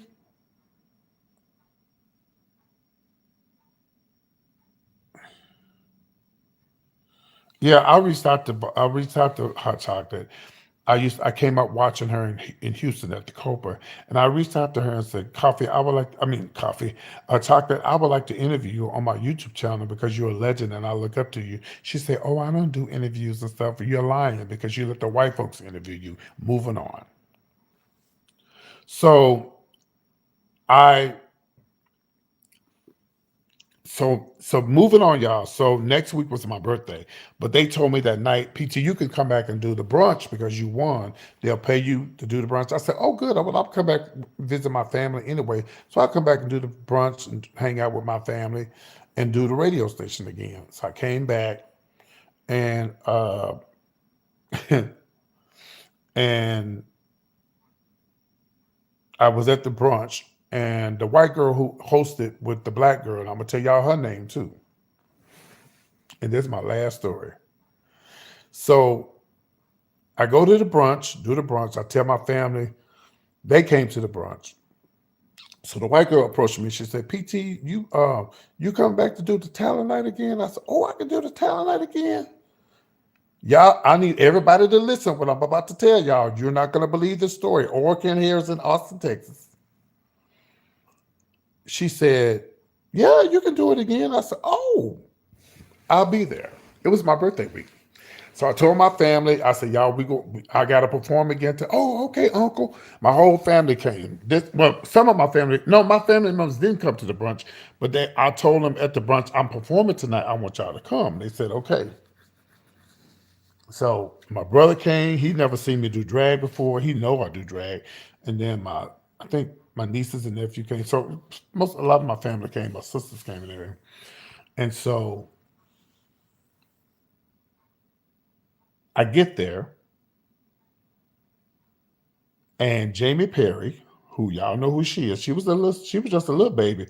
She wasn't even doing. She just started doing drag when I was already established in Austin. So I get back to the club again. Well, I leave the brunch, go back to the hotel. It's my birthday weekend. I'll take my makeup off, lay down, take a nap, get the old bitch, get back up, paint the face again. I'm at the club at 6:30, painting. And I'm last again on the show. But that night I pulled out Patty LaBelle, bitch. I pulled out Miss Patty. So all the girls, they starting to trickling in, and in come Jamie Perry. She was the MC. The white girl was the co-MC. No, I got other stories, but hold on. I do have one other story, but I'm gonna make it short. It's about San Antonio, Texas, too. So I'm in the club, everybody coming in. Here comes Jimmy. Oh, hey, PT, you back again? I'm like, yeah, hey, child, what's the tea? She told me I can come to the talent. That's all she said. Are y'all listening to this story? So here we go again. I whooped their asses. My old ass whooped them again. I whooped everybody on the show. That Patty LaBelle, I did. I think about you You, oh, think about you. And then I went into Over the Rainbow, kicked off my shoes, fell in the flow. You know, of course, I was sore the next day. Oh, ooh, oh, you mean the first Miss Studio 13? Ooh, I wasn't supposed to pull that T. Yeah, I saw him at the Studio 13 reunion. He tried to act like, Sharia Moore, don't do it, girl. You know who you are, honey. That bitch Patty LaBelle was the T back in the day. Anyway, let me tell the story, y'all. So, yeah, the Copa, yes. If you remember the Copa, you old school like me. And it's a blessing to still be around. So, bitch, when I tell you I tore a hole in Oil Can Harris that they'll never forget. And then they tried that battle thing again. And bitch, I wore their asses out there. They played Whitney Houston. What y'all play? I'm 64. So I'm a little bit older than you. So, oh, y'all gonna play Whitney Houston? Oh, okay. Let's go. Put it on. Warm out. So I won a contest, and y'all listen to me. This is what I wanted y'all to hear. Ladies and gentlemen, here go the MC. Now, mind you, the one who said, "Hey, Peter, you back again?" Yeah, that's all she said. On my birthday, ladies and gentlemen, tonight your winner is the one and only Lady PT. Ooh, everybody screaming, my family screaming. She said, well, since she won last week, we're going to give it to the first runner-up. Bitch. If I had been like one of them ghetto bitches from back in the days, I've been taking my earrings off, my shoes off, and fighting hoes up in that club. She done that to me at Orcan Harris. I swear on my mama's life, and my mama's still living. My family members want to fight. I want to fight, but I told them it's not even worth it. Just let it go. Reached out to the club. Oh, will we have new owners? The show director, the little black girl that worked there, she lied and said, I don't remember saying I was going to book you. Bitch, you a motherfucking lie. You did tell me that in my goddamn face. The first week I went there, you told me, oh, I need to book you. We don't have drag like this no more. What is it? I'm old school. What are y'all fucking afraid of? I'm old school. What are y'all scared of? I don't even fucking live in Austin. And I reached out to them more than once. And they told me, well, we don't really book people like we don't have the budget. That's because I'm black. That's what it is. Just say it. I'm black. And you don't respect legends. You don't respect bitches like me who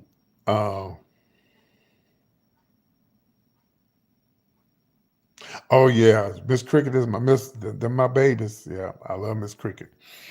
Um I know Miss Cricket's real name, but yes. um y'all don't respect old school legends. You don't. You'll book a RuPaul girls, no shade to the RuPaul girls, but you'll book a RuPaul girl before you book somebody like me. And that same goes to Austin Pride. Austin Pride, when I reached out to y'all and told y'all who I was, y'all should have put me on the Austin Gay Pride. Cause bitch, I'll come through there and stump a hole in that. I'll stump a hole in that stage. And they know it. Reached out to Kelly Klein with her non-performing ass. She won't book me either. Moving on. My last story. I won Miss Gay Paper Moon in 1987, 1988. Y'all remember the Paper Moon? You should remember the Paper Moon, Denise Johnson. And you're Johnson, that's my daddy last name, so we might be kidding one another. That's the fake name. That's the fake name. Oh, so you remember the Paper Moon? hmm Before it became the Saint? hmm I ain't up. I ain't been to sleep, but I'm about to go to sleep. Okay? Now, y'all listen to this. I would get on the bus and catch the bus to San Antonio. I did it 3 times. Okay. I did it 3 times. I did the first time I was first runner up, second time, second runner up. It was back when Pauletta Lay and Paul Adelaide was living. Back with Sweet Savage. What's the tall black girl's name? Ooh, Lord Jesus. Um,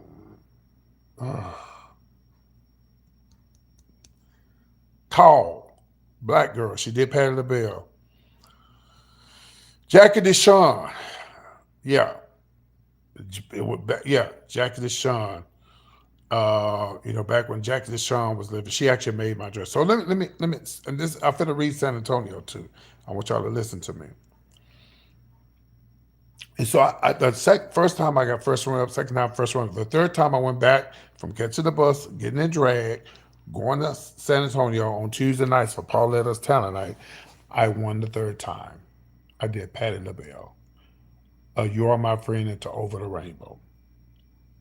Sabrina Ross, she's a legend too. She's more legend than me, but she's still around. And I read them about her too. I said Sabrina don't really do shows no more, but you would think once a year y'all should have a Legends award show or Legends show, but they ain't gonna do it.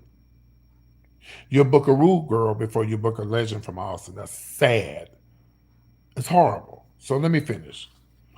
So I booked Sabrina. I had a show in Austin and booked her. I sure did.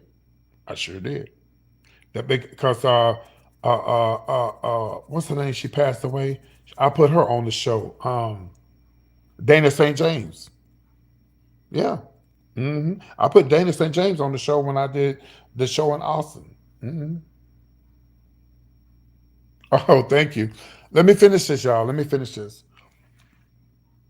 So when I went back to Austin, when I left Austin to go back to San Antonio, I was special guest. I cried so hard because let me tell you who I worked with. Now Denise Johnson will tell you these were legends. I worked with Sweet Savage, Paul Adelaide, Casey Starr, and Paul Adelaide. Oh, and Shady Lady. Yeah, Shady Lady. Yeah. I was a little young thing, and I went to San Antonio to capture San Antonio's heart. And the first time I got first round, second time first round, third time I won. And when I was a special guest on a Sunday night with them big wigs, it was a dream come true. And Denise Johnson will tell you to work with Savage and to work with Pauletta, Casey Starr, and all of them big wigs back then, that was a dream come true. I was so overwhelmed by the love that I got from being on the show that Sunday night, y'all. As soon as I came out on the stage and I walked down,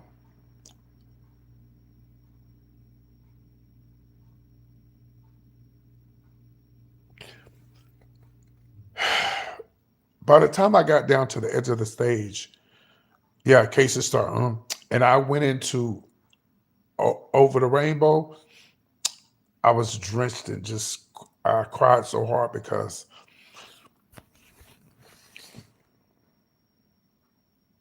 I had beat out 12 bitches. It's always 11 to 12 that I always beat.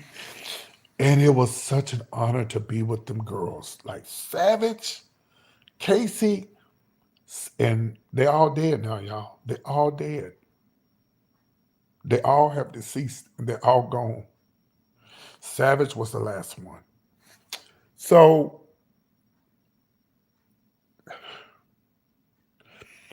I had to wait to the end of the year to do the finals. I came from Austin. I had my shit together. I was ready. And it was 12 girls. When I say girls, it was a mixture, but mostly drag queens, but it was a mixture. Back then it was called Miss Paper Moon. But after I won, they started calling it Newcomer. That's what I'm going to tell y'all about the San Antonio read right after this. So it was time for the finals. And I remember the guy who used to do the hair in the back. His name was Marco. He called me, said, PT, Bring a lot of wigs with you. I said, okay. He said, I'm gonna make you some Patty fans. Bitch, when I got to San Antonio, yeah, she was so sweet. Yeah, Tasha, yeah. That bitch was lacquering my hair, pushing my hair back there. And when I got the pictures, I got the pictures. When I came out on stage, I had them. Y'all remember them Patty fans? This was it. This was the finals, baby. This was it. This was do or die. And I remember when I hit that stage, I said, PT, this is it. You going either gonna win this or you're not. And I came again. First of all, you can't do Patty and not be in some type of spirit, okay? Miss Patty, and when I came down them long steps, and by the time I got down to y'all, it was a line on both sides of the Paper Moon, the club called the Paper Moon. I was getting I probably made about $1,000 in tips that night. This was the finals. And guess who won? P. I won. I found the article. It's online. I had to go and look and find it, but I finally found an article where it said the winner for Miss Paper Moon was PT. And when I won, the owner of the club at the time, his name was Raphael, he never booked me. He never booked me. He never booked me. Never booked me. Nope. It's like I just won. So here's the tea. Here's the San Antonio tea. Guess who contacted me, y'all, about a month ago?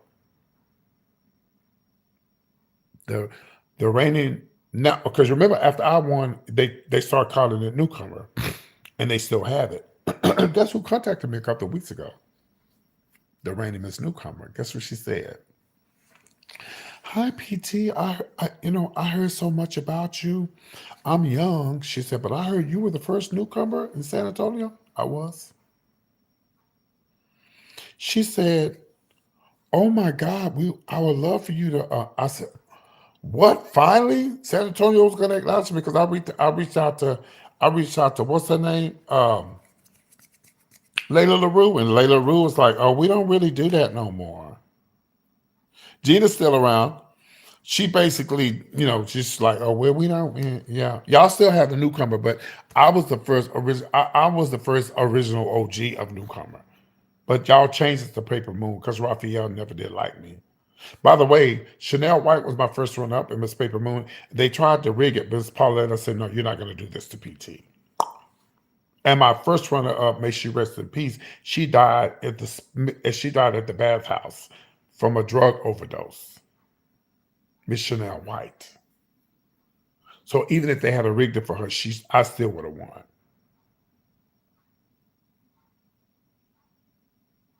So they reached out. She reached out to me about a month ago. She was like, "Hi PT, I've heard so much about you." She said, "We would love to have you come and walk since you were the first." I said, "I would love to come walk," but I said, "But I would like to perform too as well." Well, we just missed me with that. You think I would leave Dallas, Texas, up by Dallas, to come all the way to San Antonio just to walk? Okay, well, can y'all get me booked for some shows?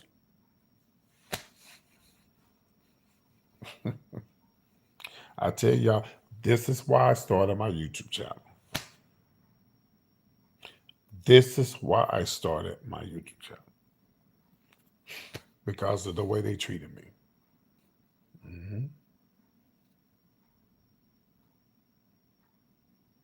Y'all want one more story? Y'all want one more story? Um, in 2005, I was given I was given the honor and the privilege. Oh, really? 2017? Hit me up on Facebook so I know who you are. Hit me up on Facebook. I was given the privilege and the honor to be. Yeah, you're right. You're absolutely right. It probably won't ever happen though. Thank God for the girl that's in Dallas. She's been booking me and giving me my props. So I don't have to do no motherfucking shows. Bitch, I get on YouTube and do my shows. But you're right. You're right. You're absolutely right. And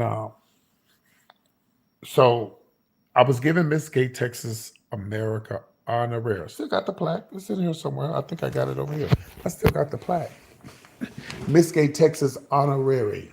Ever. Never ever happened before. Never, no one's ever gotten the plaque before. I was the first. I think I got the plaque somewhere. Hid somewhere. I don't know. It's somewhere I don't feel like looking for, but I know I got it. I don't have the crown anymore, but I do have the plaque. But where it's at, I don't know. Yeah, she hid somewhere, but I have it. But anyway, let me tell the story, and I gotta go, y'all.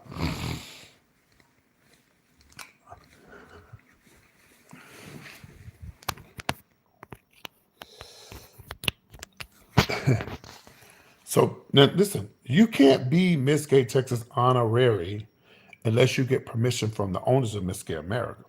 My friend who got permission from the owners of Miss Gay America at the time, they were named Larry and Terry, right? Well, Larry and Terry, Manny, my friend Manny was the one who owned Miss Gay Texas at the time. And Alyssa Edwards was Miss Gay Texas at the time. Alyssa Edwards and my friend Manny had a lot to do with me being crowned that title as Miss Gay Texas honorary. Uh, and when they gave it to me, which people don't understand that you can give a female honorary, just like people get honorary degrees. It has nothing to do with how many times I entered the pageant, Miss Gay America, Miss Gay Texas America. It had nothing to do with none of that. You can honor a dog if you want. You get what I'm saying? But you had racist girls like Charity Case. I'm gonna say her name. Charity Case completely got out of the pageant that year because I was crowned Miss Gay Texas honor. How fucking racist and jealous can you be? Miss Thing, a lot of you girls who won Miss Gay Texas, every girl who won Miss Gay Texas or Miss America, what do people say? They didn't deserve that. Ain't that what people say? Well, any pageant, even if it ain't a gay pageant, just in competitions, people, period, people say, oh, she didn't deserve that. But you got to give people their props. And let them be happy for what they got. I remember Calexis told me, girl, fuck these hoes. Calexis Davenport said, and they told me to take my crown off my head. You talking about black? You can't tell me that wasn't racist. You can't tell me that's not racist. And Manny was upset about it. Yeah, it was at the time it was Station 4. No, at the time it was Village Station. I think it was Village Station at the time. At the time, Manny was upset about it because they gave him such a. But I'm thinking, if y'all the owners of Miss Gay America and y'all gave him the okay to do it, why y'all worried about what other people say? Yeah, Charity Case she completely said, I don't want to have nothing to. PT doesn't deserve it. Oh, really, bitch? This is not honor. You know how many people? I think is it what's his name? Tyrese got an honorary degree for doctors or something. He ain't been went to school for that. But people don't that are in the people who are not smart enough don't know that just because you've been getting honorary doesn't mean that it has nothing to do. You're just being honored. And so they just basically and when they crowned me Miss Gay Texas America honorary, I have not been booked since. They have not even acknowledged me. And then they said they was gonna ban it. Now, y'all mind you, this was before Black Lives Matter. Yeah, yeah. They know you got more racism in the black gay in the white community than you do in the regular community.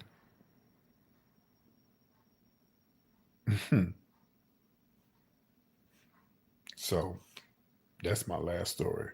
Would I like to perform at Miss Gay Texas America? I would. Because half of them, child, let me shut up. I already told y'all what I did, and it was just a couple years ago when I went to Austin and whooped all 12 of them hoes. All 12 of them. Anyway, y'all have a good night. Be good. Take care of yourself. Come and see me in Dallas. I mean Dallas. Yes, I'll be in Dallas.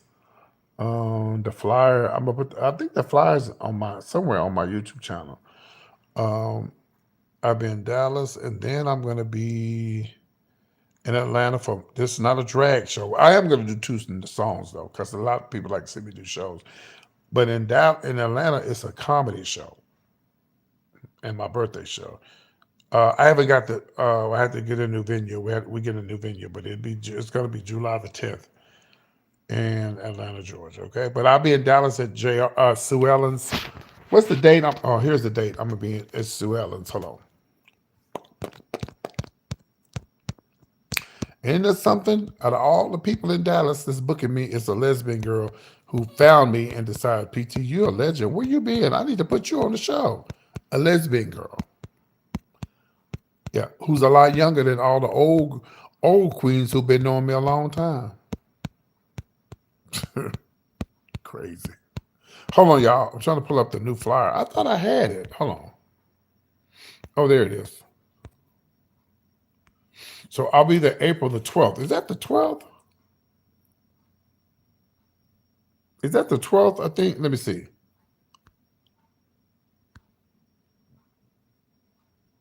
Ooh, I think that's the 12th. Hold on.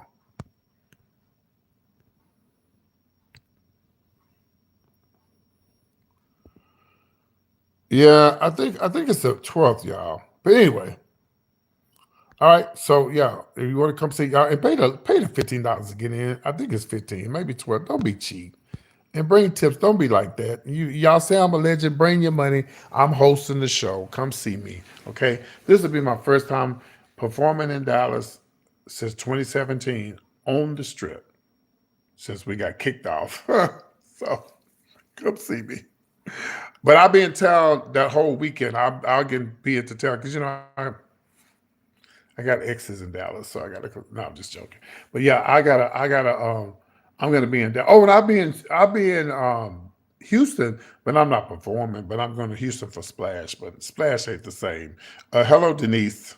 The Splash is not the same, honey. No, ma'am, she's not. She's not. The spa's not the same. Hello. Before y'all don't know about the Midtown Spa, but that was before I became a Christian. I used to go there. Woo! Let me get my ass off it. Y'all have a good one, okay? Be good and take care.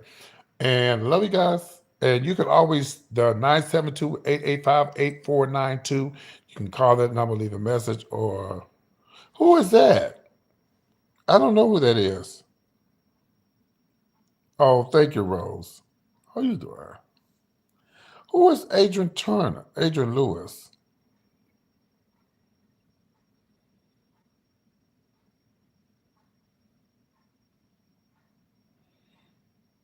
I'm not for sure who that is. But you got my information. Hit me up on my Facebook. My Facebook is on my YouTube channel. All right, y'all have a good night. Y'all be good. Okay, see y'all later.